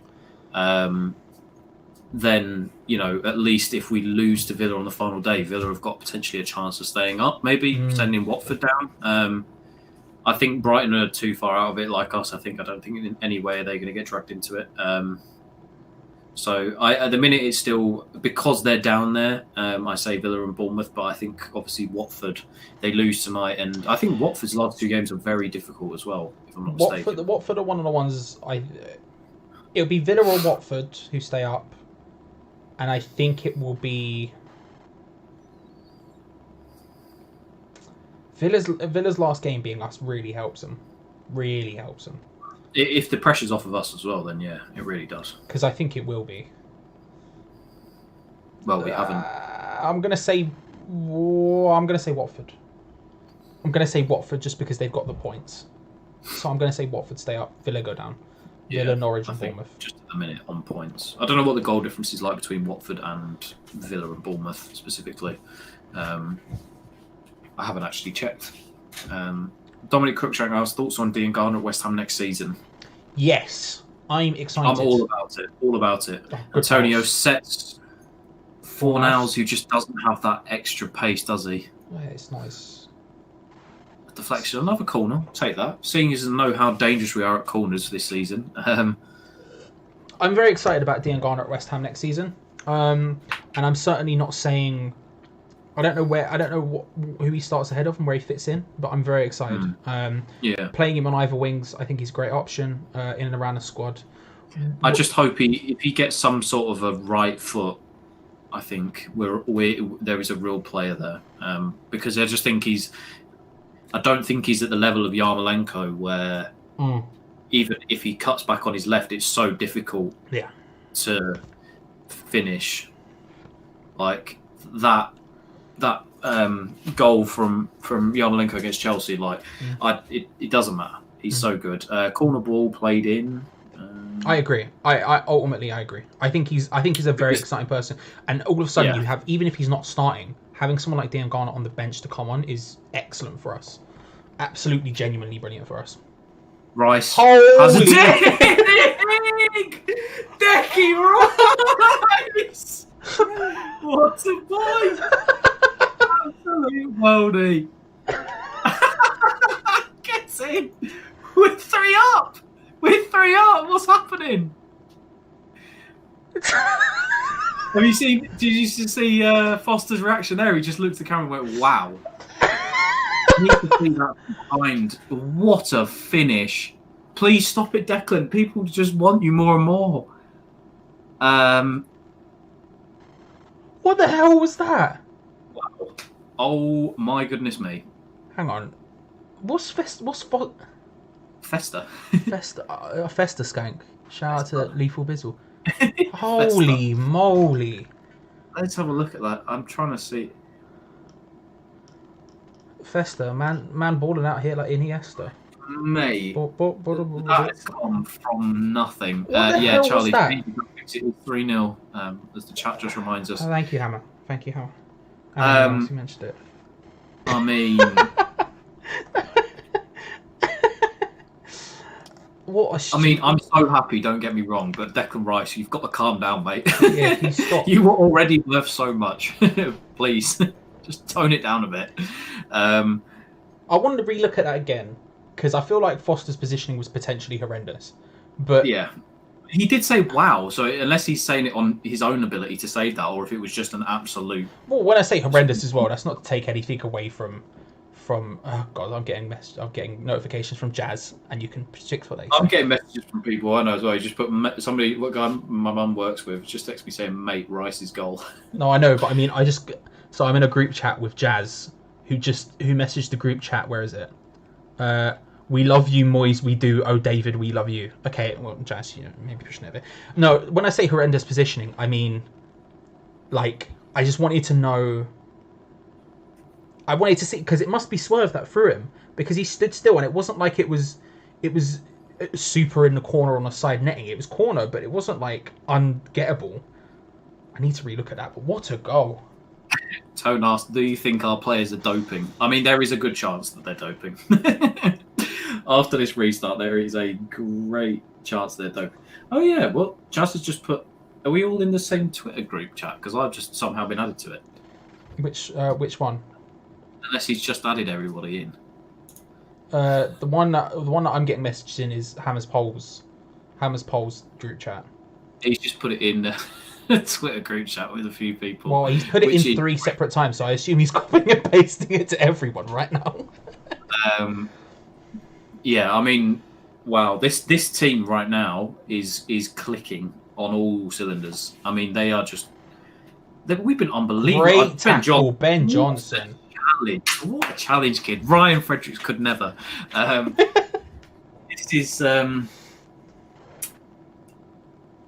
just... Yeah. Oh, God, no, he's injured. No. Get up, son. Yeah, I mean, this is exactly the sort of reaction that we needed tonight. Nobles mugged him off. Lays off to Rice. I mean, there's definitely some swerve and dip to it. Let's have a look at this from the wide. It's just unstoppable. It's just unstoppable. Maybe a better goalkeeper could do something. And I like Foster. I can't act like I don't. I do like Foster, but my goodness me. Yeah, what a start this has been for My West Ham. goodness me. I don't think any of us could have predicted this start. It really is. I mean, credit to Moyes. He's obviously set them up to attack tonight, and I think it really helps that this team. We just can't stop scoring, Charlie. But we just can't stop scoring goals. This is what I'm saying. If it was a team who were set, Will Hughes, no, if it was a team who was set up to defend against us, then I'd be a lot less confident. But like I said at the beginning of the game, if teams come at us and we have some space, then there's a reason Watford are down there, with us. There's a reason Watford are down there with us, and that's because they've not been firing on all cylinders like that. So if we have the space, we can punish them. We can punish them. Yeah. I mean, I'm just at a loss. I thought this was going to be. I mean, fair enough. We've got 60 odd minutes left without time and everything. I don't want to get too carried away just yet because we are West Ham United at the end of the day. But I'm just this team. I'm glad this is 11 players on the pitch minus Aaron Cresswell that give a toss about the club and will always give 110%. I think if I wanted an 11, not based on skill necessarily, like if you had the chance of putting Haller or Anderson in, I'd have this team right here. I would take over our best team. I would say because I think this team, for a relegation scrap specifically, this team all day for me. They can't stop scoring, Charlie. They're just so good. You're very happy, and I like it. I like seeing you happy. I'm saying things. I like seeing you happy. Bullshit. It's probably bullshit. Now you're getting too soppy top. I know, Clayton. I'm just so happy. Eric, are we mathematically safe if we win this? I don't believe so. I think we still mathematically can go down because I think we'd only be 6 points ahead. Difference. We'd only be 6 points ahead. Of basically, Villa. I'm pretty sure. However, the goal difference obviously makes it essentially effectively 7. So would we be mathematically safe? No, but we would be effectively safe, if that makes sense. Yeah, I think we are pretty much safe. Having said that, they'll be rock up at Man United and they absolutely batter us 5-0. But I mean, three after the 4 gives us an even better goal difference than we had. Gives us even. Sorry, we saw the dwarf there, prick. Calm down, Tom. Calm down. Obviously, I was happy, and then they just put that midget on the screen. Calm down. Calm down. Calm down. Calm down. What about that? Let's not concede a goal before half time, though. That's the best possible scenario. Yes, of course. Get in at 3-0. Because again, they need to step to us. They can't just go, do you know what? No, we're going to accept this. And players like Troy Deeney won't allow them to roll over and just accept this. Our midfield's that plays into our hands. Go on. Say that again. I was going to say our midfield's completely bossed theirs. 100%. They've been defensively in the right position, which is good. So like situations like this where they sit deep, they've been in a good position. And Watford haven't been passing anywhere near quick enough to set our midfield into disarray. It's very counter-attacking football, and I think at home, I mean, when you're 3-0 up, it's not a bad thing. But earlier on, it would have been a problem at home. But on Man United next week, I think they will run up a score against us because I think Man United are. I think they're going to make a push for the title next season. I really do. I think they're a couple of defenders away from being champions next season. I think Bruno Fernandes is genuinely world class. He's so good, and he's changed that team completely. He's got everybody singing on the same hymn sheet. He himself is unbelievable. So I think it's going to be a cricket score next week with us and Man United. I really do. It's up at Manchester as well. I see that being like 4-0, 5-0 against us. I think that's going to be difficult. That's the one I can't call so confidently. I've called the last 3 quite confidently. It's that one I don't know anything about. Also, Darren, just to say this quickly, Darren Smith, are you guys watching on Sky or we are watching on Sky via the Now TV mobile app? Just to give you completely away. Go on. I think we can score. I think that defense can be shaky, but how do I word this? I can't see a situation in which we outscore them. Is kind of my point with it. I think, like, we can get 3 against Watford, we can get 4 against Norwich, but I can't see us getting 3 against Man United. And realistically, I can see them getting at least 2 or 3. You know, and so I think we'll have a good account of ourselves potentially, and we'll get a goal. Obviously, we'll discuss this pre-stream as well, but at this point, I think that's the one. Yeah, Bruno Fernandes is Portuguese, by the way, mate. He's big time player. He's helped change United season. 100%. He's unbelievable. I'm not going to try and pronounce your name, but he says Spartak Moscow win. Yes, I don't read. Must be. Unfortunately, I don't read Cyrillic, but you're welcome here. Orange man with wide face avatar. Yes, welcome Moscow. Do you think it's any coincidence, obviously, that Spartak win and West Ham also are winning? Exactly. I think not. I think not. Broccoli plays. Do you think Watford are going down? No, I still think Villa will, because Watford have although actually, it depends. 3 is big. I was saying before that I thought Villa would go down because of the goal difference, but this is them losing 3-0 is a huge thing for goal difference. So we'll see. I'm sure they'll pull up the table at halftime. We can have a look, or we can put. We really need to not concede before halftime, West Ham, please, because otherwise it's a completely different game than second half. I'm not sure if he's interesting. If he's English, I don't know what. My English isn't very good either. I'm not sure his English is. You speak well good England fan. As I'm about to say, this guy doesn't have the greatest of English yet. Here's me not Englishing. Clips. If Watford, clips. West Ham, Watford have City and Arsenal left. Okay, Villa are staying up. Villa is staying up. Do you know? I honestly believe it could get really close on that final day if we're safe. I think Villa could really. Bruv, City are gonna roll all over them. City are gonna make them look like pansies. Yeah, but you're saying that. I watched City against Bournemouth the other day, and I know it was City's B team, and it was like, you know,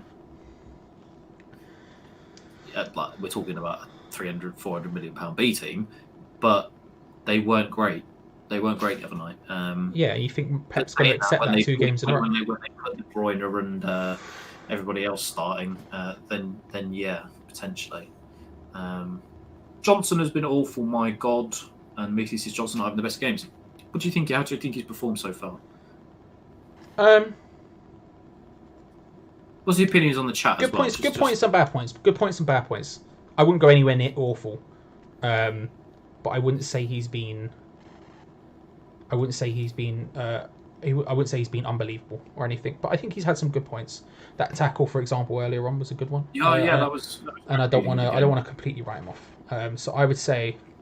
He's a kid. I would say, yeah. When you put youth players in, you have to give them the time to settle into a team, settle into a rhythm, and not just, you know. So far, I say you wouldn't tell the difference between his performance and a Frederick's performance is what I'd say. That's probably a fair point.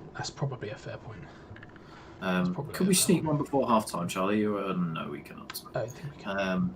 Great first half. Jeffrey says, anybody excited for us to sign Anthony Robinson? All I know is that it was one day. It's like, pretty itchy nose. One day it was just like, didn't know who this kid was. The next day it's AC Milan's #1 target. I think the thing is with the Robinson deal is that it's very West Ham in that it will probably be incredibly cheap given Wigan going into administration. So you would suspect it would be unbelievably cheap, which would make me think there's probably some truth to that rumour. Am I excited for it? No, not particularly. No, not particularly. But I don't know that much about him, so I can't chat. I can't. Tom, you've muted yourself. I'm muted. Can't hear a single thing you're saying. What a half of football. We'll wait for the live chat to fill up, because obviously some of you will come in. I'm sure quite a few today potentially that will come like, oh, how are they going to be? Yes. But they're happy, which of course we are. Yeah, I know, Eric. He says, I feel sad on the thought of Rice leaving. I know. This is the time we need him to be the shittest he's ever been. And he just keeps getting better. Do you reckon if we ask like Sky nicely, they won't post the highlights of this game online so they can't see how good he is? Look, Rice is leaving. Whether it's this summer or next summer, the guy's going. He's too good for us. And I'm not saying that because he's just scored an absolute worldie. That's apart from that. He's going, unfortunately. It just is what it is. It is what it is. It is what it is. So an absolutely mad half of football. We started perfectly. We were talking about at the beginning how we felt like the my brain's just frozen. How we felt like the Watford needing the win and stuff would play into our hands, and it has. They've had space and they've not been that great defensively, and that's kind of why they're in the position they're in the position we're in. You know, because their defense isn't excellent, and obviously Rice hitting one from 30 yards out doesn't help. But the Souček goal, the Antonio goal, both situations where one of them, the Antonio one, a little bit of luck potentially getting the bounce off Kabasele. Sometimes when you're down there, the luck doesn't go against you or goes against you like that. And then the Souček one, I mean, just brilliant.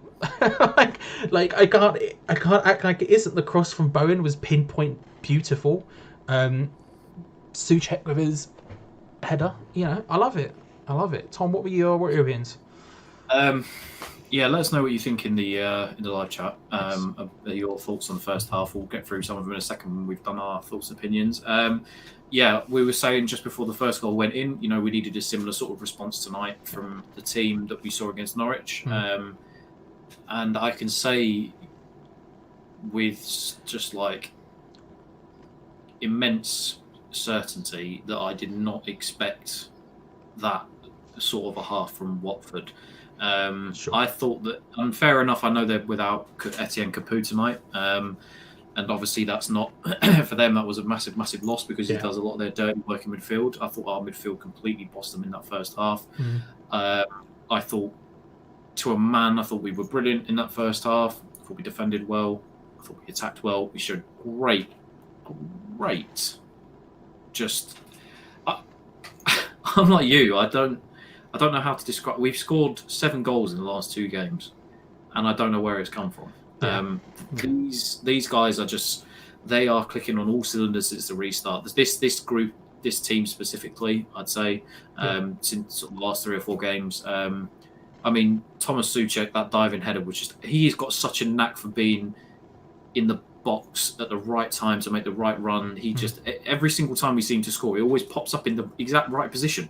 I mean, there was just like a hair's width that the ball had to drop into Souček, and he timed it perfectly. An unbelievable ball from Jarrod Bowen as well. You can't stop Mikel Antonio from scoring right now, and Declan Rice is just a boy. He's just, he's so good. The fact he's added that kind of a technique and finish into his game as well we'd always like to see. I think if he can start chipping in a few more of those, obviously we may not get to see that if you're Charlie, because you think he's leaving at the end of the season. I still think he will have another year of him. But yeah, I did not expect that really from Watford. They rolled over that first 10 minutes and just let us tickle their tummy, really. I'll say this. Look, here's the thing. I think we won't. How do I word this? It just seems likely he's going to go. I also don't think he's added it to his game. I think he's just hit an absolute worldie. I can hit a worldie every now and then, and that's not a criticism. The boy's done it, and it's an absolute worldie. But I don't want to he's put it into his game like he's banging them in every week. Tom, what are the comments saying? What are the live chat saying? Hello, welcome to live chat. Anyone who's just joined us? Aman Ali asks, "Is Rice living?" He is, mate. He is alive. He is alive and well. But yeah, I think obviously Watford need to make a couple of changes at half time. Will that get them back in the game? I don't know. But they obviously need to change something up. However, as we discussed before the game, they don't really have a lot in the way on the bench of players that we would know or have recognised. Pereira's the one. I don't know how Pereira's been playing of late. When I've ever seen him, I've not been super impressed. This season specifically, but again, they're a bit like us where everyone's been out of form. I mean, that's the part of Mikel Antonio that we've asked for so long. The finish again to bring this up again, his movement was a striker's movement for that goal. He made the run in behind, And it's one of those ones where he made the run in. Hello, Ben. He made the run in behind, which meant that when the luck happened, when it bounced off Kabasele or whoever it was, he was there to capitalise on that. And that's what you want from someone who's playing up front. You can't knock it. You just can't knock it. That Jarrod Bowen cross, I mean, welcome. The two parts to it. That firstly, what a ball. But secondly, look at the gap that has to fit through over Kabasele. Souček probably doesn't even see that coming at the last minute because it's right in front of Kabasele's head. What a goal. What a goal. Yes, live chat. Let's have a look and see what are your, excuse me, thoughts at half time as we will go through them. As I nearly die. You're all right, bruv. I hiccuped. There we go. Okay. Tone says give Antonio a drug test.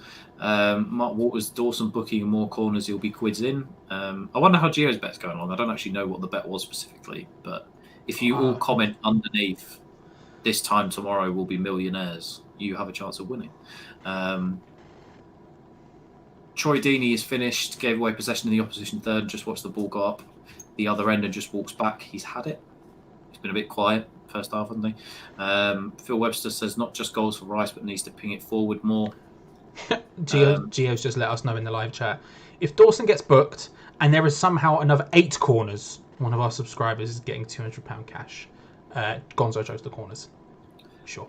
So blame Gonzo if it goes wrong. If Dawson gets a yellow, then you know who to blame. Yeah, Dominic Cruikshank, where's the carafe tonight? There you are. There's no Pinot Noir in the carafe. It's it's just juice. I'm sorry. Paul Nicklin says when we play attacking football, we look good, but Moyes has changed his tactics of sitting instead of sitting back. Listen, I think Moyes deserves some credit for the last couple of games. I think genuinely he set out the last 2 games specifically to be attacking, and I think we've. I'm not going to sit here and give him all the credit in the world, but I think he has to take some of the credit for the way we played the last couple of games. I mean, he is the manager at the end of the day. Yeah. I think it's one of those ones where, like, I think the last couple of games have been right for him, but he deserves credit for setting up and doing what should be done. Like, again, against this team, Watford, we knew they had to come at us, so setting up as a counter-attacking team works perfectly into that, and he's done that. Now, would he have done that if it was a team who are also counter-attacking, for example, Burnley? Yes. And that's the two sides of David Moyes. But for the last couple of games, at least, you have to give him credit. Even though I think he would have made those decisions regardless of the opposition, he's made the right decisions for the opposition. Yeah. Sharp Fitness looks as Manchester United look out. Maybe, just maybe. Give us your Ben Johnson review, says Eric. Charlie? The way you said it, I think, is accurate. I don't think he's been any better than Fredericks would have been in that first half. There you go. Christopher Londell says, will we win or a draw? I'm really nervous about the draw. No, I think we win. I think Watford will score. It's just whether they score after we score again, or because if it's 3-1, then it's, I think, an interesting game, and especially if they score within the first 10-15 minutes. Yeah, I think our arsenal will start to wobble a wee bit. I'm not too concerned. I think we've got the win. I don't see us conceding 3, but I don't see us not conceding at all. I do think Watford will get a goal. What else do we have here? Just trying to get through these. Oh, Pocky Punk, hello, my friend. Hello, Pocky. Feel a bit more relaxed at 4:55 a.m. here. As long as we don't try any Rabbonas and Deeney doesn't feel we are mugging them off, we should be okay. That's a great point. I don't know if anyone in this... Well, actually, 4 now is Bowen, maybe. But I was going to say, I don't know if any of them are capable of popping out a Rabona. I completely forgot he gave that mugging them off interview after that game. Yeah, Ribena boy says Philip said, nah, no Ribena in this house, just Sainsbury's own double concentrate will do it. Ribena's decent, bro. Come on. You need to put respect on Ribena's name here. Come on. Scotty D, nice to see you, mate. He's asked, I think, before he said something about me. Where's my rice pudding? He expected me to be eating. If you'd have joined in the first 10, 15 minutes. If you'd saw the beginning, you would have witnessed it. Jazz says that rice goal is another 5 million in Sully's pocket. Don't make me think about it just yet. Cal Noor, Souček arriving late in the box reminds me of David Platt. Migsy, once he had Bowen and Souček in the team, we've looked good. He'll also sort out how the club is run. I guess he's talking about Moyes there. I guess it really, now he's picking up results towards the end of the season. I know Jazz specifically will be all for him next season. It does beg the question, does he then deserve the time over the summer to be the manager next year? Are we going to prolong something where he may end up just getting sacked next year at Christmas, My honest gut reaction is no. I still would fire him during the summer, which is insane to say once we're 3-0 up at half-time with 4-0 in the last game. But there's been a hell of a lot more proof of him being horrendous than there has been of him being good.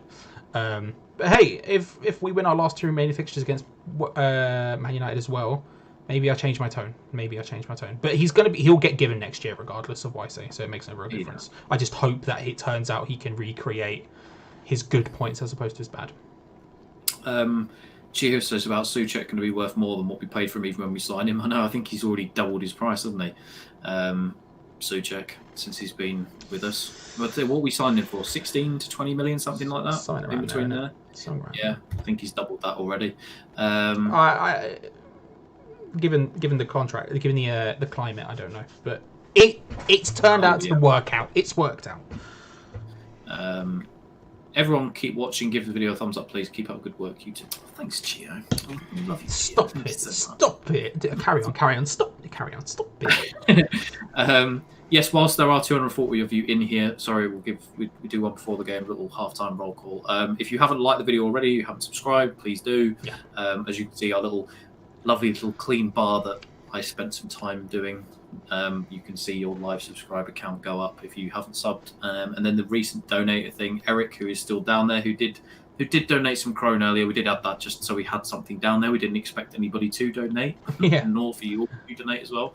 But if you do, then you get a little shout out down the bottom right there. But just like the video if you haven't already, and subscribe and all that good stuff. Charlie, do you want to take over the live chat? Of course. Just my voice. And it's not a thing to say do subscribe, do donate or anything. Do subscribe, like the video as well if you haven't already. Come on now, 3 and up. What more can you want? That is free. But you don't have to donate. It was more just to give the respect to the people who have donated, such as Eric, Rebecca, and Foshizi, who all have today. Moyes, Jazz is now here, copying and pasting the message into the live chat as well. Welcome, Jazz.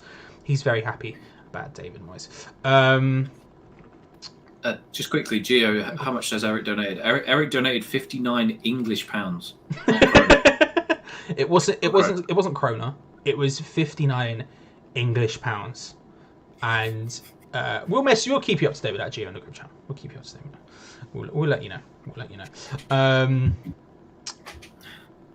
I'm just getting distracted by Jazz. Hello, Jazz. Good to see you. Hi, Jazz. Good to see you now. We're of course 3-0 up. No, you don't come in when we're losing. That's fine. I'm not offended. Thank you, Eric. It is like £2,000. Thank you, Eric. Thank you. We appreciate you backing everything you've given us. Let's have a look. Where I didn't know where you were. Ben Davis. Ben Davis. What do you think of the new away kit, Tom? I hate it. Yeah. I hate it. I think the stripes are too far apart. I think the Betway thing needed to be white, and I do not like the claret line underneath the badge and the Umbro logo. I think it looks weird. I think if you bring that top line down, as Mariappa is coming on, my boy, here he is. Come on. Come on. To be fair, I didn't say he wouldn't come on. I said he wouldn't come on and change the game. So I've got, we'll see what happens. But yeah, I think the Betway logo needed to be on the claret line, and the claret line needs to come down a bit. Just do not like it. Migsy, new away kit looks like a Victorian swimsuit. That's actually an unbelievable shout. Now you've said it, I can't not see it. Jamie Green as well letting us know 17 mil was the Souček price. We know some of you will disappear, so thanks for joining us at half time. Go enjoy the second half. Come back as well at full time, because Gio and Gonzo will have a full review of the game, which we will spam in the live chat, or just click on it when it comes up in your sub feed. Also, I've just seen what Gio has put in there about if anyone wants to record their match reaction on phone, landscape mode, then email it to hammerschat@gmail.com. Do that. Get some of your reactions in. Charlie and I, our work doesn't stop after No. The full time we sit and we do thumbnails and uploads videos. Thumbnails and uploading and tags and description and all that sort of stuff. So our night isn't finished straight away. So do that. It'd be good to hear your opinions. If you do it, which I fully advocate you do, yes. Just landscape mode would be the best, not portrait. Dominic, where's the electric drum kit, Charlie? It is there. Time. I'm just sat in front of it. I realised that just a second ago, Thomas. Thank you. I will do that now. We're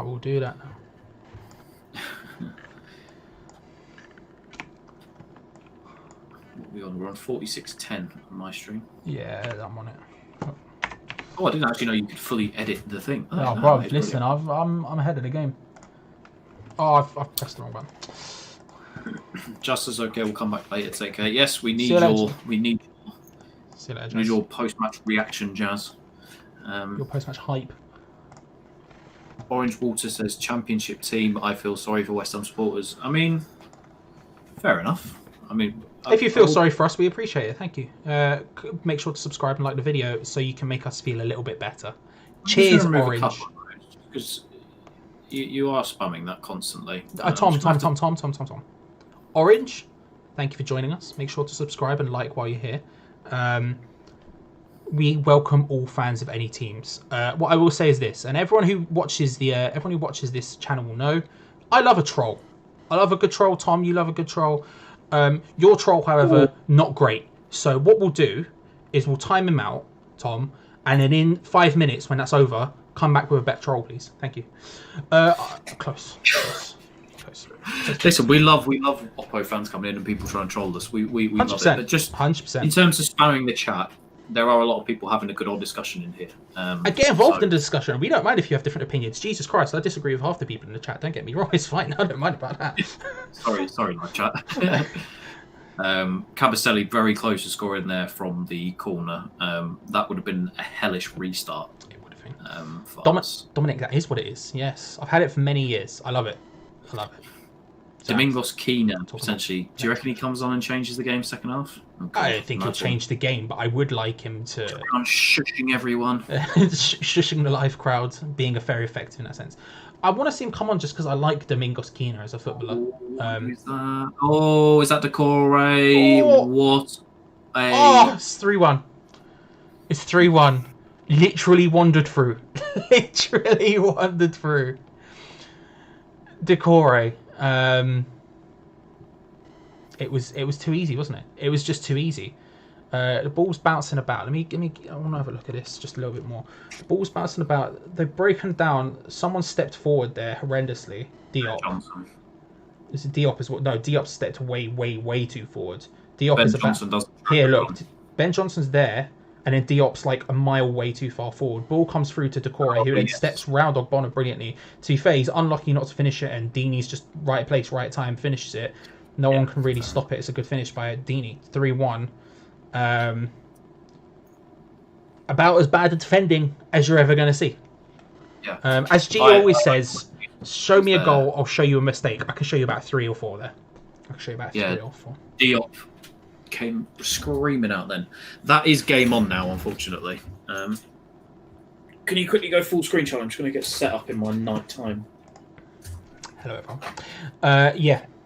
What happened to Ogbonna then? Ogbonna got mugged off. Diop was way too far forward. Obviously, Johnson didn't do too much at the beginning of that, but I wouldn't criticise him too much for that. I'm looking more at both the centre-backs who got completely and utterly mugged off there. Completely and utterly mugged off. Ham's chat, loads of corners. I mean, if we somehow get the 8, I'll be shocked. 5 more corners on the Dawson card. Subscriber wants £200. Wouldn't that be lovely? £200 and a potential West Ham win.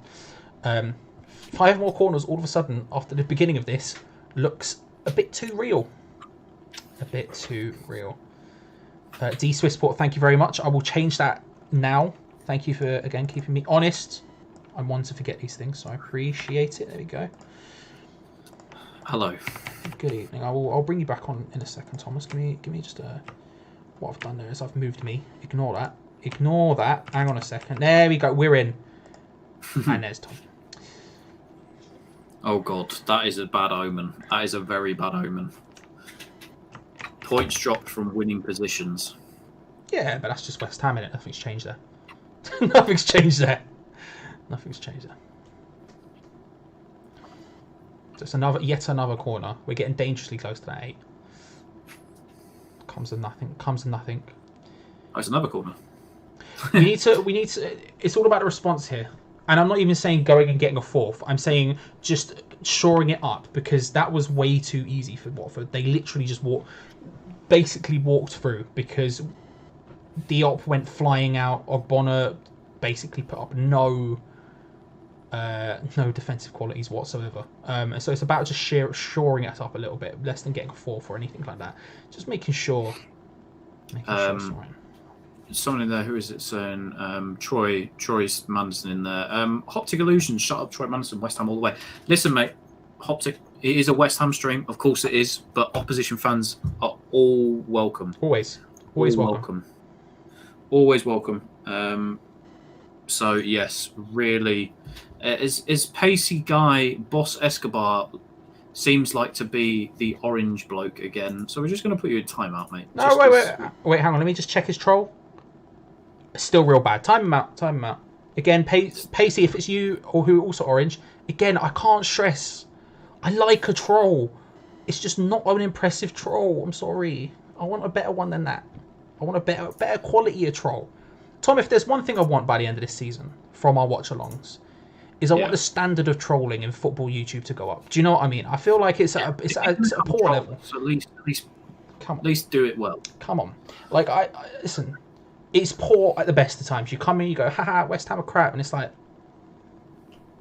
it's not impressive. It's not impressive. You're not trolling. You know what I mean? Yeah, my bumhole is well and truly twitching now at this point. Anybody else? Nah, not really. I want to see a bit more. I want us to see a shore up a little bit, but I'm not a Twitch yet. Not a Twitch yet. Yeah, Hoptic. No, of course you're more. Everybody's every fan is acceptable here. We don't mind. We don't discriminate.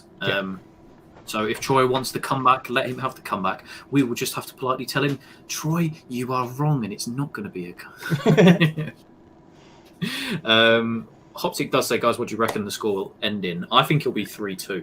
I think it really will get squeaky bum time towards the end. I could see another goal. I don't know which way. For us? I could see one.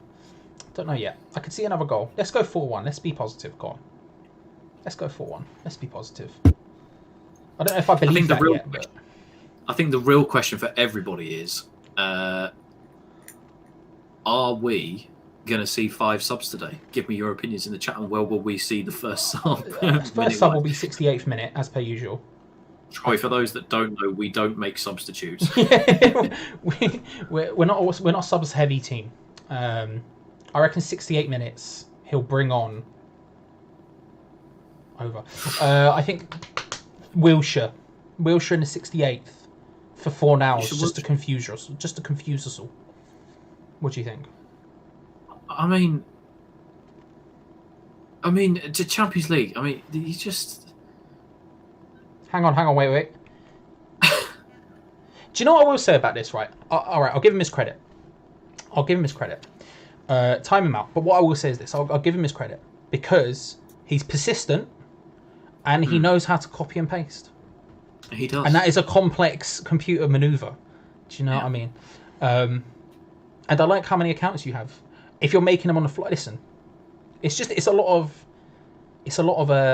effort he's putting in. But the problem is he's putting it into a very poor troll.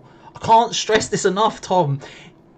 Put more effort into a single good troll than no effort into lots of trolls. I appreciate the amount, but come on. It's simple stuff. It's simple stuff. Either way, I reckon. Yeah, who scores first? Hoptic says. I don't know. I've just got such a bad feeling it's going to be Watford because at the end of the day, they're fighting for relegation too. I just thought we'd see this from the first minute, not the first minute, the second half. But I hope it's us. Of course, I hope it's us. I think Allaire and Anderson double changes. We see the little porn baron again in his chair. Hi, mate. I don't know. I do think there is at least one more goal in this. I don't know which way it will go though. I can't decide yet. I can't decide. I'm not sure. The old porn baron. Having a little sit on his high chair. On his little booster seat he's been given. There are some very, very, very harsh things I could say, but I'm going to refrain from saying them because I could just mouth off about him. Yeah, not for now. Not for now. Maybe at some point. We'll keep it. To the day when he truly drives the club into the ground, then will I pipe up. Which could be very soon. Yeah, it could be Wednesday or whenever we face Man United. Yeah. I don't like Darren Smith. Darren, you keep coming back. Sorry, I probably should have worded that, but I do like you, Darren Smith, for coming in. What's wrong? What's Darren Smith done to you, bruv? What I was trying to say was Darren Smith comes in and reminds everybody of how long's left and that we are going to somehow West Ham it with 35 minutes to go. That's what I'm worried about. But yeah, there are 35 minutes left, unfortunately. Robbie Howie says, sorry, I am a Man U supporter to say, but I want West Ham to win and stay up as they have a Scottish manager, and I'm Scottish. Sorry, but can I watch the stream, please, guys? Yeah, of course. I can't tell you no. You're not allowed to watch the stream. If you want to stay, my guy, you can stay. I can. Yeah. Robbie? No. What? Say something. Whoa, Fabianski. Fine. It's fine. Yeah. Welcome, Robbie. Welcome. It may give you an insight to what to expect, And of course, you can come back next week and watch our live stream when we do the. Yes, of course. When we do our Man United watch along, and come join. You can be our Troy next week. Troy has been our good. We always get one good fan, don't we? Every week that comes in and discusses with us. So Robbie, that can be you next week if you like, Man United. I don't want Robbie back. I don't want Robbie. Tom? Yes, mate. I don't want Robbie back. Robbie back? I don't want him back. He's not welcome. He's not welcome. You can only listen through one headset. You've got to listen to only Tom's bits and not mine. You're not welcome. What do you mean, mate? You're not welcome. Robbie, of course Robbie's welcome back. Tone says, what would you rather, 4 FA Cup wins or 3 FA Cup wins and 1 League Cup win? I don't know. Probably just the 4 FA Cups, I'd say. I don't know. I honestly don't know. I would say any cup win. Yes, yeah, any cup win probably. Maybe get a League Cup in there just to fill out the cabinet a bit more. You know what I mean? It needs filling up. Yeah.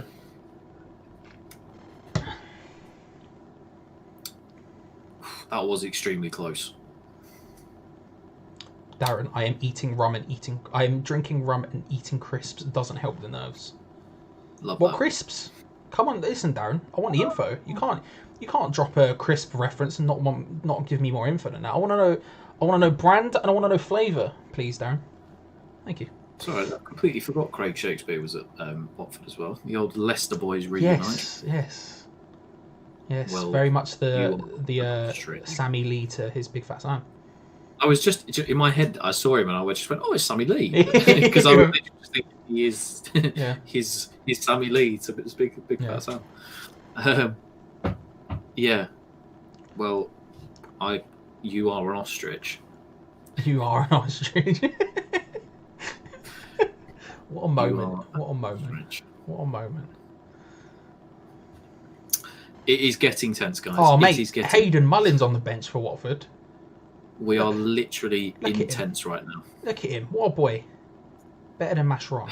Oh, my God. Did you know Hayden Mullins was a coach at Watford? I did. I forgot, though. I forgot until he popped up. I did not know that. Under 23, yeah, exactly. Under 23 coach. As Tone said, Hayden Mullins was Mascherano's teacher. Bruv, he taught Mascherano everything he knew about the holding midfield role and how to win Champions League specifically. Yeah. Good ball in, headed out. Darren Smith, red pepper flavour. Interesting, Darren. See, I tell you what I really like is the Sunbites chili flavour. Beautiful crisp. A beautiful crisp. So I back that. I'm not someone who likes hot food. It's mad. What team is winning 3-1 here? Because it sure doesn't feel like us with how nervous some of us are now. Charlie is just. Oh, go on then, Bowen. He's got. Go on, 3-on-3. Make the right ball. Look at Antonio go. Go on, Bowen. Oh, that's a bit harsh. I don't think that was a foul. That's just typical of what he is. Send him off. Send the dirty G word off. I mean, Soraya Moore. I'm not even trolling. Just answer my question and I'll stop. What do you do in the Premier League except for take up space and fight for relegation? Bruv. Oh, man. It's just, you hate to see it, Tom. You hate to see it. I don't want to take him to task because he's really trying. Bless him. He's really putting in the effort. I just want to time out just quickly, just so I'm going to read his message afterwards in the chat because then I can view his message without him having to spam it constantly. He says, I'm not even trolling, just answer my question and I'll start. What do you in the Premier League except for take up space and fight for relegation? The worst thing is, right, here's the thing. Here's what I'll say. I'll critique it a little bit, okay? Because I do respect the effort he's putting in. Any other game where we're losing, we couldn't come back from that. And yet you rolled up when we're winning. Fam, pick your time. It's just poor. I don't want it. If this was GCSE trolling right now, my man's getting a D. Because he's putting in the effort, but he's not succeeding, unfortunately. It's just a... Charlie is capable of dealing with these by saying troll better. I would just say, what is your mum famed for other than sucking dick and selling her ass? Okay, calm down. Calm down. You really want to go there. Calm down. I will mute you. I'm joking. I just want a better troll. One day, it will come to pass, and we'll have a beautiful troll, and I'm just gonna have to sit and applaud it. But unfortunately, that day is not today. Yeah, I think next week we're going to get a barrage from United because I do think because of how big a club Man United are, I think we're going to have a fair few goals next week with Man United. But I'll make sure I have my 8 hours of sleep. As Eric says, come back next game, then you'll have a good opportunity to troll. You really will. I appreciate more is the names of. I was going to say the same thing. They're beautiful. They're good. I hate the new YouTube. Okay, here's a question. When you say the new YouTube, do you mean the new YouTube layout? Are you an old school fan? Are you a fan of the British vlogger era? Do you like Charlie Is So Cool like in Alfie Days? What's new YouTube to you? I'm quite interested. I do like the names. But unfortunately I don't like the troll, so putting time out again. But let me know, what is new YouTube? Please let me know. Are you a big Charlie Is So Cool? Fan? Do you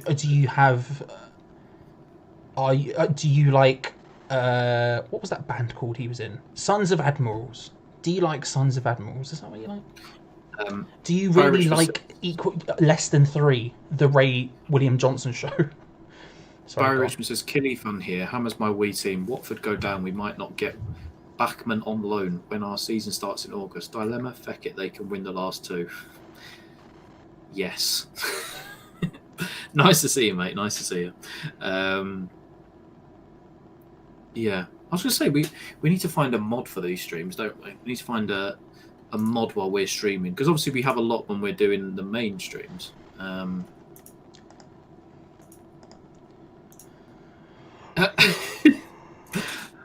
tell you, it's just... I mean, just good. It's just, yeah, it's funny. You've got to respect it. You've got to respect it. I'm starting to come around on it. The sheer volume is interesting me. But it is what it is. Right, I've not focused on the game for the last 5 minutes. I'm going to do that. I do think changes soon.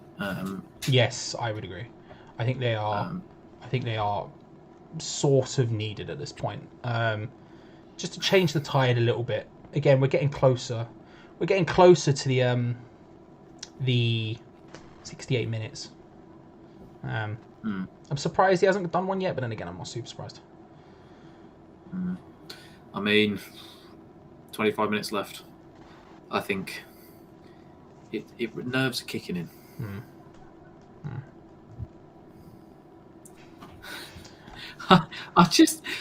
Who do you support, my guy? What team do you support? you ready for this? I'm going to make a bold prediction, Tom. You ready for this bold prediction? Robbie Howie is that same person. Anyway. I know a troll when I see him. Who? Robbie Howie. So we need a sub. There seems to be a sub. Someone warming up potentially. I think it might be Yarmolenko. I don't know if he was getting dressed to come on or not. Getting dressed. If he was taking off. Russ with the inside information. I love that. Shout out to Russ who's in the stands. Thank you, Russ. Haller coming on according to Russ. Russ is the DJ. Russ is the DJ at West Ham United. He will know what's coming on. I did see someone walking off the bench there, so I assumed I thought it was Yarmolenko, but Haller. Okay. Do you know what? I'm not against it, Tom. Who would you take off for Haller? Fornals. Shift Antonio out to the left. Haller up top. Yeah, it's got to be Fornals or Antonio, isn't it? Real Madrid. Give me a break. Oh, give me a break. Real Madrid. Oh, there's things you love to see. You love to see it. I mean, Real Madrid of all teams. Real Madrid, my word. Yeah, I think Haller. Haller for Fornals, I would say. I think Fornals has been a little bit quiet second half.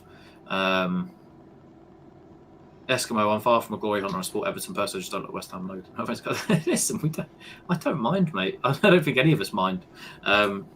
We understand. There's no teams I personally hate. Yeah, I don't hate any teams, honestly. I don't personally hate any teams, but I can understand why some people do not have. It's a good ball. Cresswell's there. Oh my word, Sarri's got such pace, doesn't he? He's a quick boy, isn't he? He's a quick boy. My word. Yeah, Watford really are going to start. They seem to be cranking up the pressure. Time now to make a change. In my opinion, they are really knocking on the door.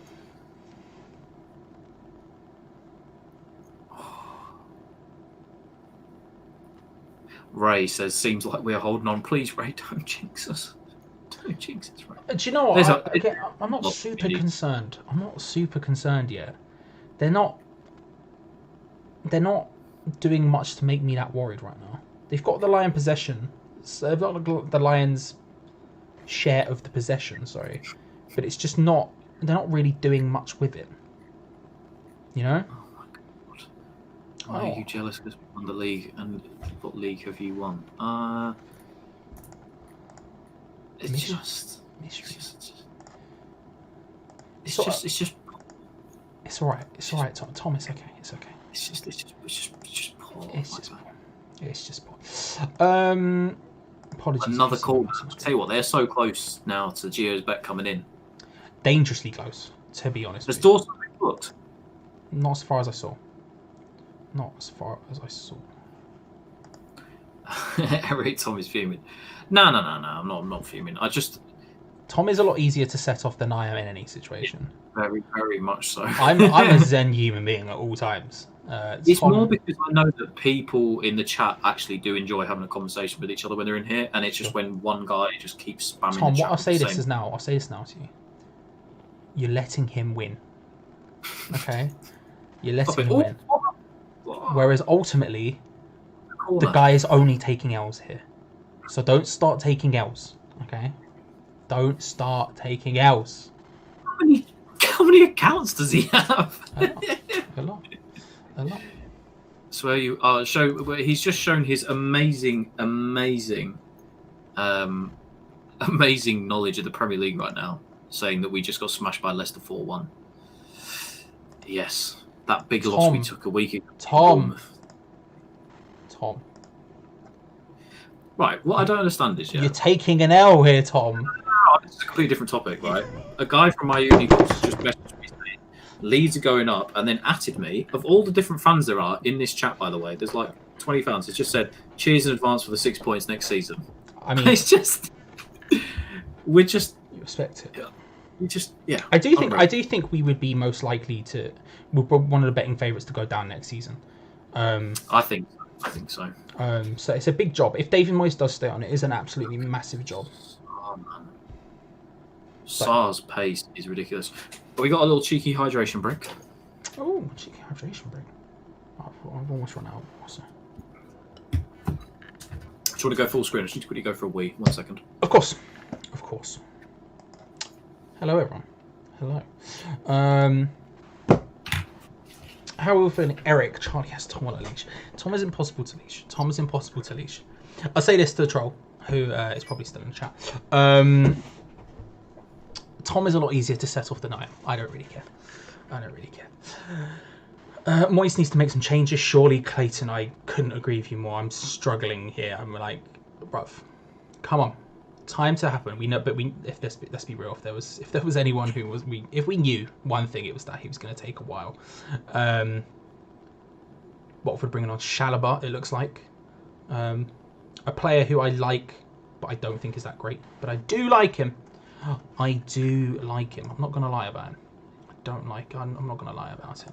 I'm just going to do this. Sorry if at any point you see my mouse on the screen like this. Look, I apologise. It means I'm doing something behind the scenes. I apologise. Haller's on. Fornal's off. Antonio probably going out to the left. Probably a decent decision at this point. I think we have to change the way we're attacking. You can see Souček and Haller having a conversation there. I would suspect Haller telling him to get in around the back, get in, sort of get close to him when he's going to win those balls. He needs someone to lay it down. He needs someone to half it down for him. And I think to be honest with you, Souček's the perfect person for that. You want to look at someone who could live in that sort of Nolan-ish role. I really like that idea. I'm not going to lie, I really do like that role. Jeffrey, thank you. Thank you. I appreciate your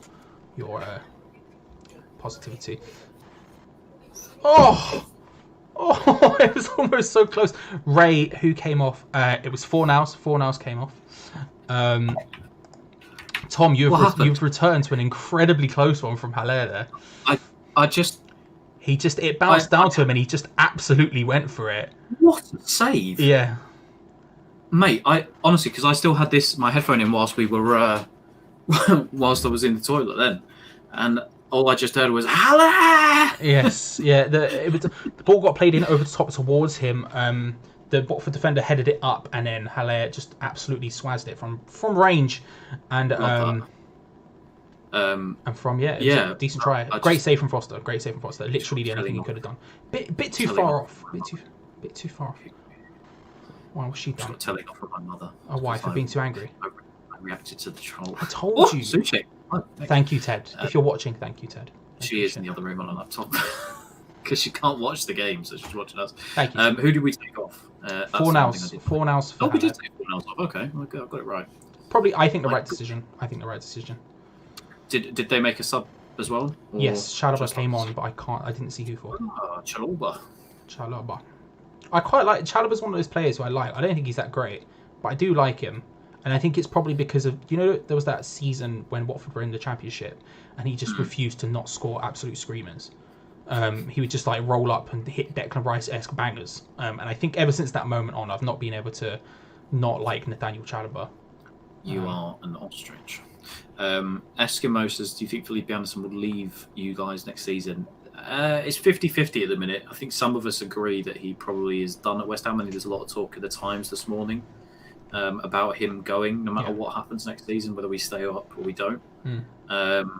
Personally, I'd like to see him stay for another year. Just hope that this season was a one-off, and he can get back to how he was in his first season, which was unbelievable. Difficult one. It's a difficult one.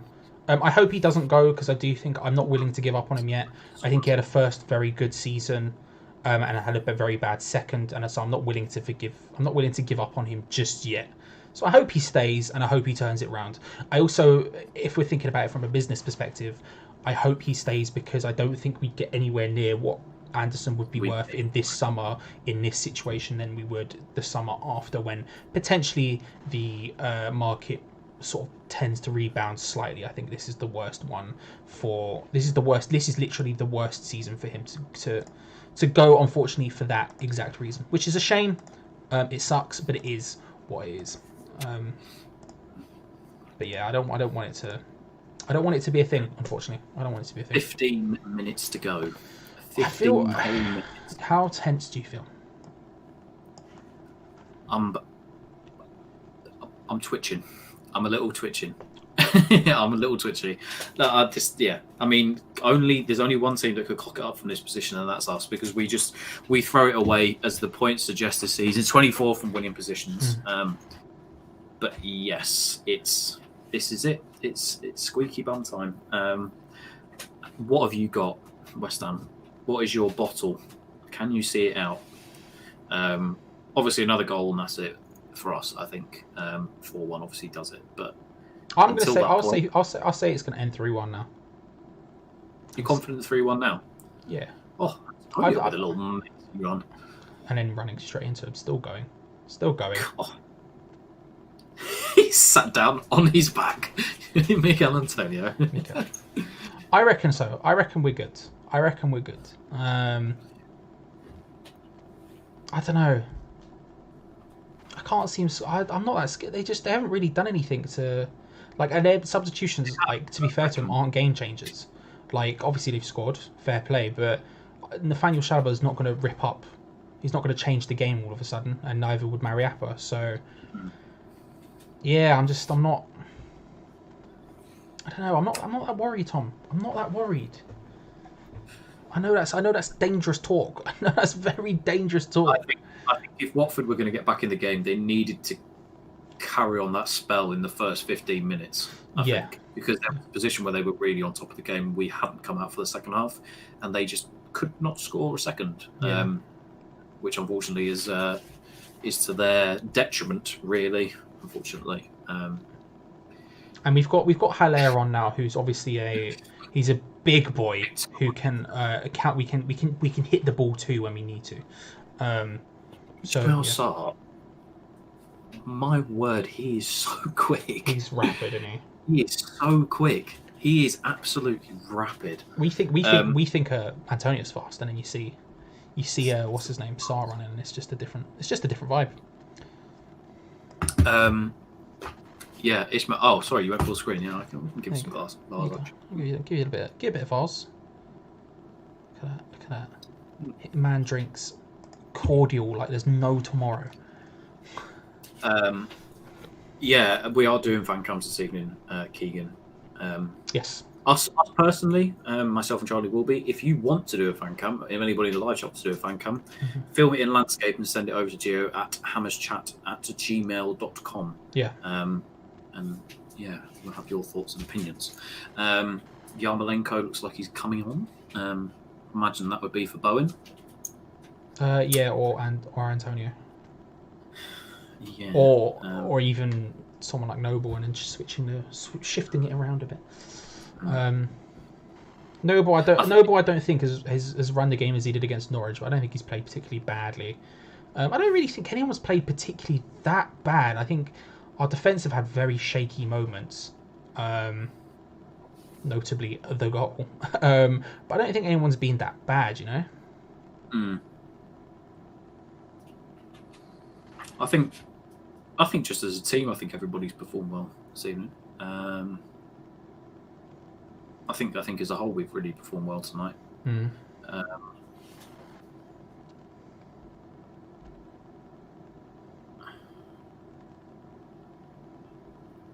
Sorry, what's the email address again? As I didn't catch the first time, as I'm usually one of the regulars on West Ham Fan TV. Yeah, of course, I'll put it in the live chat for you, mate.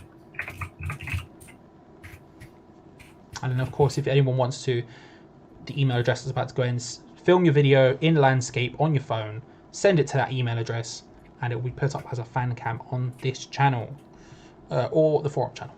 One of the two. That's for Gio and Gonzo to sort out. Me and Tom just put in the other pieces of hard work on the other side. There you go. That email address, if you want. Yeah. As I'm still getting stick from my Leeds mates, we just love to see it. Love to see it. Still only one sub, Tom. Still only one sub. I think it was the right sub.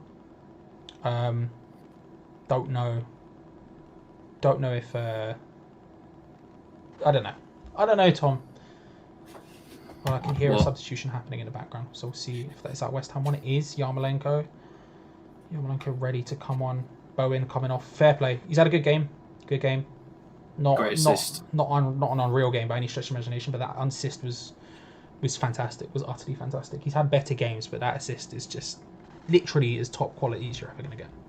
Yarmolenko coming on. Something a bit different for Watford to think about. Tom, how? Let's keep this going. Tom, out of 10, how panicky are you currently? I was a 9 about. Actually, I was a 10 in the 50th minute. Now I'm an 8.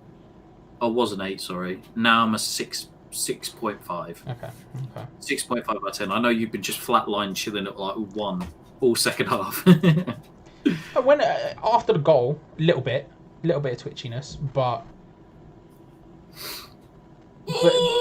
as you say, they didn't capitalize. Sorry, as you said, they didn't capitalize on that opportunity they had when they had those people in there. When they had that period of possession, when they had to take those opportunities. Basically, is what I'm saying, and they just didn't. So they're gonna get a couple of chances here and there, but I'm not concerned. They're not looking for it. Clips Jarrett Bowen is always a solid 8 out of 10. Yeah, pretty much. Like today, I think was one of his more quieter performances, and he still put in an incredible assist and was decent. It wasn't like he was by any stretch bad. But again, I don't think anyone's been particularly bad from an offensive standpoint. Defensively, maybe, but from an offensive standpoint, I don't think anyone's been that particularly bad. Tom, what's your vibe on that? I'm just look at the league table there. That goal difference really is going to be massive, isn't it? Yeah. What are the other? Okay, so the thing is, Watford really aren't out of it because at the minute they are. I mean, Bournemouth is goal difference. Yeah, the goal difference is also similar, and Watford do have City and Arsenal, so Watford really are banging trouble potentially with Aston Villa. 100%. Peter Kiwi says 8:42 Saturday morning here. Great start to the day here with this win. Come on your minds. You see, why can't we have that? Games so early in the morning, it just sets you up right for the day. I mean, we had that one at 12 o'clock a couple of weeks ago, and that was a bit rough for me. Did. Waking up was a bit rough for that one. Well, Norwich, to be fair, that was. Oh, it was a beautiful day in Norwich. Sunny day in Norwich. Sunny day in Norwich. Sunny day in Norwich. Deary me. Yeah, it's going to be a bit scrappy. Last for a minute. Right, before anybody trips at Tom Skilcorn, then, by the way, that is my uni mate, so it's fine. I take his troll. He is a Spurs fan as well, so feel free to completely abuse him in the live chat. I'm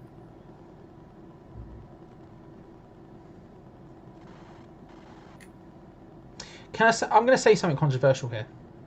Go on. I'm trying to think how to word it to annoy the least amount of people. The more controversial, the better. Declan Rice hasn't been great since the restart. Oof. Defensively, I don't think he's been that good. It's certainly not to his usual standards, and perhaps that's my problem. Is I'm judging him on his usual standards, which are incredible performances week in, week out. I don't think he's been incredible since the restart. I think he's been fine. And I think I could probably make the argument defensively. And I think the difference between like a Noble or a Souček is the obvious example, is I don't think he's been great defensively either, but he's obviously had the offensive output to offset that. And offensively, Souček has been brilliant since the restart. Yeah. But on a defensive level, I don't know. I'm not. Today's been okay. First half was pretty good. Second half, I don't really feel like it's been like, I don't know. I'm just putting it out there. GB says getting 145 minutes. That was Oggy was immense tonight. Last minute tackles, goal scoring, blocks, just controlled the whole defence. Yeah, I thought Ogbon has been fantastic. I'd put him up there as probably one of my man in the matches. I would say. I think he's been excellent. I think he got mugged off for their goal, but outside of that, I think he's been good. But that one moment, which is obviously in football, one moment changes an entire thing. But I don't want to judge him only on that. Another corner, yeah. I'm not sure if Dawson's been booked. I don't think he has, not to our knowledge. So I think at the minute we're Dawson booking short, which may be hard to come by. Mm-hmm. Of course, if Dawson gets booked and there was a certain amount of corners, which I don't know. Neville is saying with Tyler about Declan Rice. They just asked whether or not it'd be beneficial to him leaving. Massively so. Massively so. Sorry, I'm just leaving. Welbeck for Pedro. Okay, we'll see what Pedro does. I think it's one of those things where That's interesting. Oh, Techers. He should leave. For the sake of his own career, he should leave. I don't want him to, of course I don't, but for the sake of his own career, he should leave. He's not going to fulfill anywhere near his potential at West Ham. Be it, as Gary Neville said, whether it's a centre back or defensive midfield, which I think he is a defensive midfielder, by the way. I know. I find that weird that they're still saying, "Oh, do you find it? Will he play at centre back or will he play at defensive midfield?" I think you can clearly see his best position is centre midfield, centre defensive mid, just because of how much he influences the game from when he plays there. And the way I think he's wasted at centre back. I think he's good enough to play it, but I think he's wasted. Thank you, Darren. I feel like maybe I see the logic though, because top teams don't like having defensive midfielders who are super defensive, if you see what I'm saying. And Declan Rice is very much if we need to use the PES terminology, an anchor man. He's very much a guy who's going to sit in front of the back four, and that's not a role top teams tend to enjoy too much because it's about controlling possession. He does start adding goals to the game. Sure, I don't think he will though, but sure. He was a centre back as a kid, so it's like, it is what it is. It is what it is. But that's maybe why that perspective comes out, because that perspective isn't new. What Neville just said there about the idea of whether he'll be a centre back or whether he'll be a defensive midfield is very much not a unique thing to Gary Neville. I mean, one of the rumours about the Chelsea thing was that if he moves to Chelsea, they see him as a centre back. Do you know what I mean? So how do you feel about it? Sorry, I just love it when I get questions about decanter. Oh, go on, Antonio. What? About my decanter or just show the decanter gone. It is a vase. It's a vase. Yeah, it's a big old vase. Or a carafe, as some people. I think also actually on the Rice thing, I think also it's potentially a problem that he's not played great for England. I think he's been okay for England, but he certainly hasn't matched his West Ham levels nationally yet. And I think potentially that might be part of the problem. Is the conversation around him is like, oh, he's West Ham overrated, blah blah blah blah blah. When I don't think West Ham do, but people look at his defensive midfield performances for England and go, well, maybe he is just a centre back then, Man is not happy. I tell you what, Sarr has created so many problems. Excuse me, down that left hand side for us tonight. It's thankfully they haven't scored off of them, but my word is he caused some problems for us tonight. That's part of the problem. If he could add that to his game, he'd be a top level player. But I mean, he's still young as hell, so how is he? 22, something like that. Yeah. I said the same thing about Adama at his age. Like, I got flack. Oh, come on, you cannot be annoyed at that. About 2.5-3 years ago, right? We were filming some videos for Hamish Chat, and we recorded a podcast that I don't think it might have gone up. I don't remember if it did. It was myself, Gio, Mike from Mike on Monday, and someone else. I can't remember who. Can't remember. But we were talking about Antonio, right? And I said I would rather have Adama Traore than Antonio. And they went, well, he doesn't have end game either. And I went, yes, but he could at least gain that. Now, Antonio, since the restart, seems to have... He's had an incredible batch of form. I'm not willing to sit here and say he's got end product yet, but he does have he's playing incredibly. I got flack for saying that, and I see Sarr the same thing. Sarr could add, and if Sarr added end product to his game, he would be brilliant. I don't think he will, but if he could, he'd be brilliant. In the same way that Saint-Maxim could, he'd be brilliant. Saint-Maxim definitely won't know. I'm willing to put that bit out there. He'll never have end product. He just doesn't scream me as a guy who'll have end product. 5 added minutes. 5 added minutes. 5 added minutes. 5 minutes. Premier League. Out of 10? What are we saying? Out of 10, what are we saying? Yeah, back down to Back about down. 4. I would have thought the second the board went up, it would have gone back up again to like a 7 maybe. Peter Jones saying that Cresswell is embarrassingly bad. I think he's obviously. I don't think he's been good enough, but I think they've targeted getting him behind him. Has he had as bad a game as we've seen from him since the restart? I would say no. I don't, as we can hear Gary Neville in my ear, who just gave Odd Bonner man of the match to his producer, it seems. Yeah, I don't think it's been one of his worst games. Listen, quickly, whilst we do still have the last of you here, 180 in here. Thank you so much for tuning in again tonight, guys. It's really appreciative. Do like the video, subscribe if you haven't already. The subs are slowly ticking up now, over 12,500. Which really, like 3 weeks ago, Charlie, since the restart, we've gained like 300 or 400 new subscribers. A huge amount. Been a huge amount. Really I mean, and even just today, we just during the course of this stream, we've added almost 20. So thank you so much if you have subscribed, if you're watching, and thank you just for joining us as well. I mean, even if you haven't subscribed and liked, which come on, cheeky little one, we really do genuinely appreciate it. Getting involved in the chat, hanging out over the course of the game. We've really enjoyed doing them, and I hope you've enjoyed it as well. We aren't going anywhere just yet. Don't worry. I am going to get the link ready, so when the stream goes live at full time, we can spam it away, and you guys can hop straight in for the review with Gio and Gonzo. Yeah, if you are new around here, there will be a full match review with Gio and Gonzo straight after this, of which we will spam in the live chat. Tom Atherton, you'll see his name come up. Click on that link; it will take you straight to that match review. We'll obviously go off, they'll go on, and there'll be a lovely match review of a West Ham win, potentially. Not mathematically, but realistically, Tom, keeping us in the Premier League. Safety. But again, thank you so much for joining us. If you're new, thank you so much for coming, getting involved, like, subscribe. If you're not, if you've been around, Eric, for example, who's the last donator. I see a lot of people in the chat who are always here, always hanging out. We obviously really do genuinely appreciate it. Yeah, special mention, for Eric and Rebecca and Foshizi. Rebecca and Foshizi. You guys are really appreciated for the donations. It will go in mine and Charlie's biscuit fund, and we will share it. It will. And we will talk, and we'll show you the biscuits. What an effort from Mikel Antonio as he comes off to a rapturous applause from... The crowd go wild. Foe.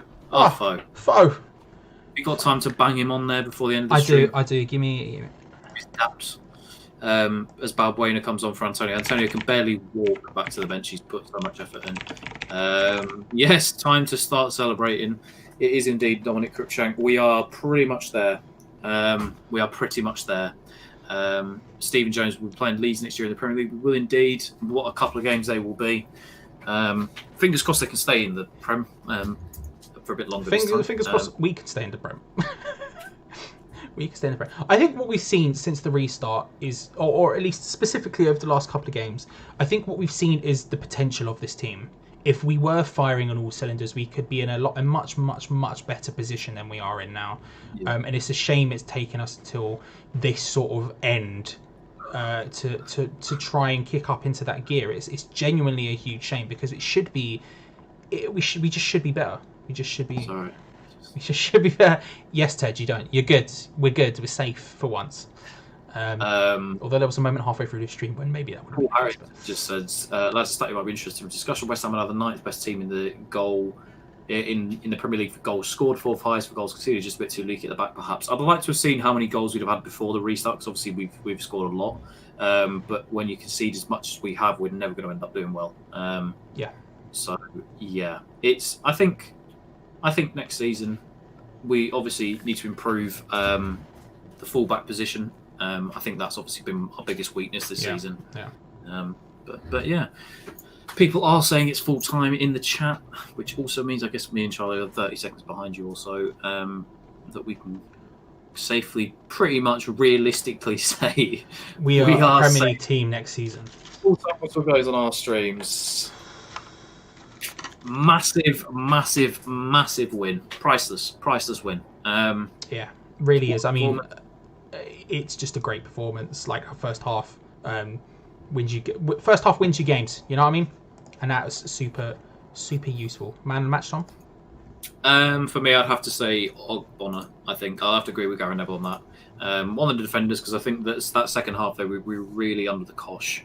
We were really under the cosh, and I think the defenders mopped up very well. Obviously, I know they were at fault for some of them. Sorry, I'm just trying to get the link for Gio, but yeah, I think obviously they were at fault for the Deeney goal, but we got there in the end. But yeah, for me, I think Ogbonna was unbelievable.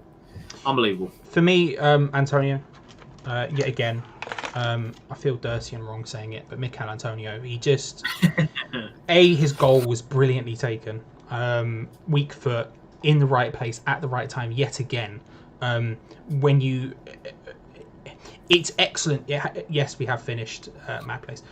It's just perfect. It's just absolutely perfect to see a guy get into those positions. So when it does bounce through, which it sometimes inevitably does, you need someone to be in those positions to finish off, and that's exactly what he's done again. And he's run his absolute socks off. Fair play. I can't fault the man yet again. Man match for me. Yeah. Don't worry. Don't go anywhere just yet. We will spam the link for you when Gio and Gonzo go live. So we will be here for another couple of minutes until we wait for those guys to go live.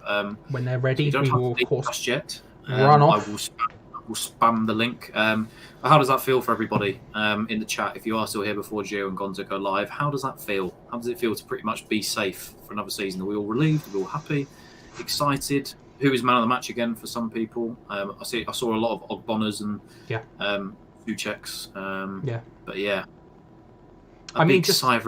just an absolute first half performance.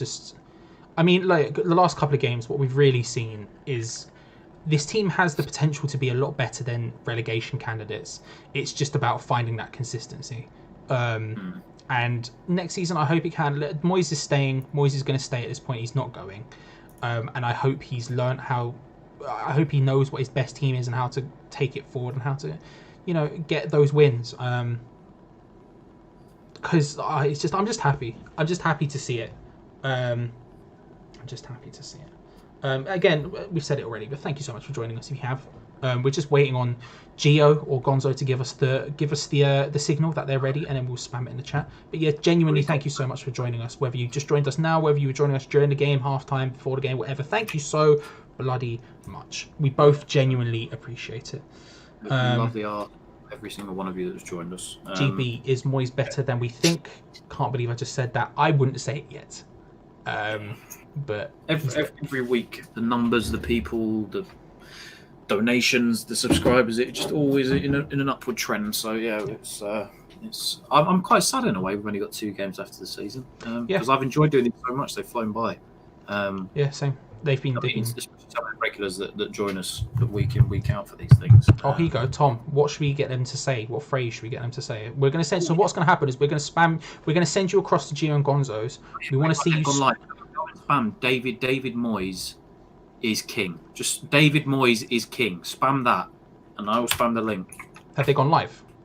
Yes, they have gone live. Well, thank you all for watching. The link is in the thing. We appreciate it so much. David Moyes is king. Go spam it in their chat. Let them know we sent you. Thank you so much for watching, and we'll see you next time.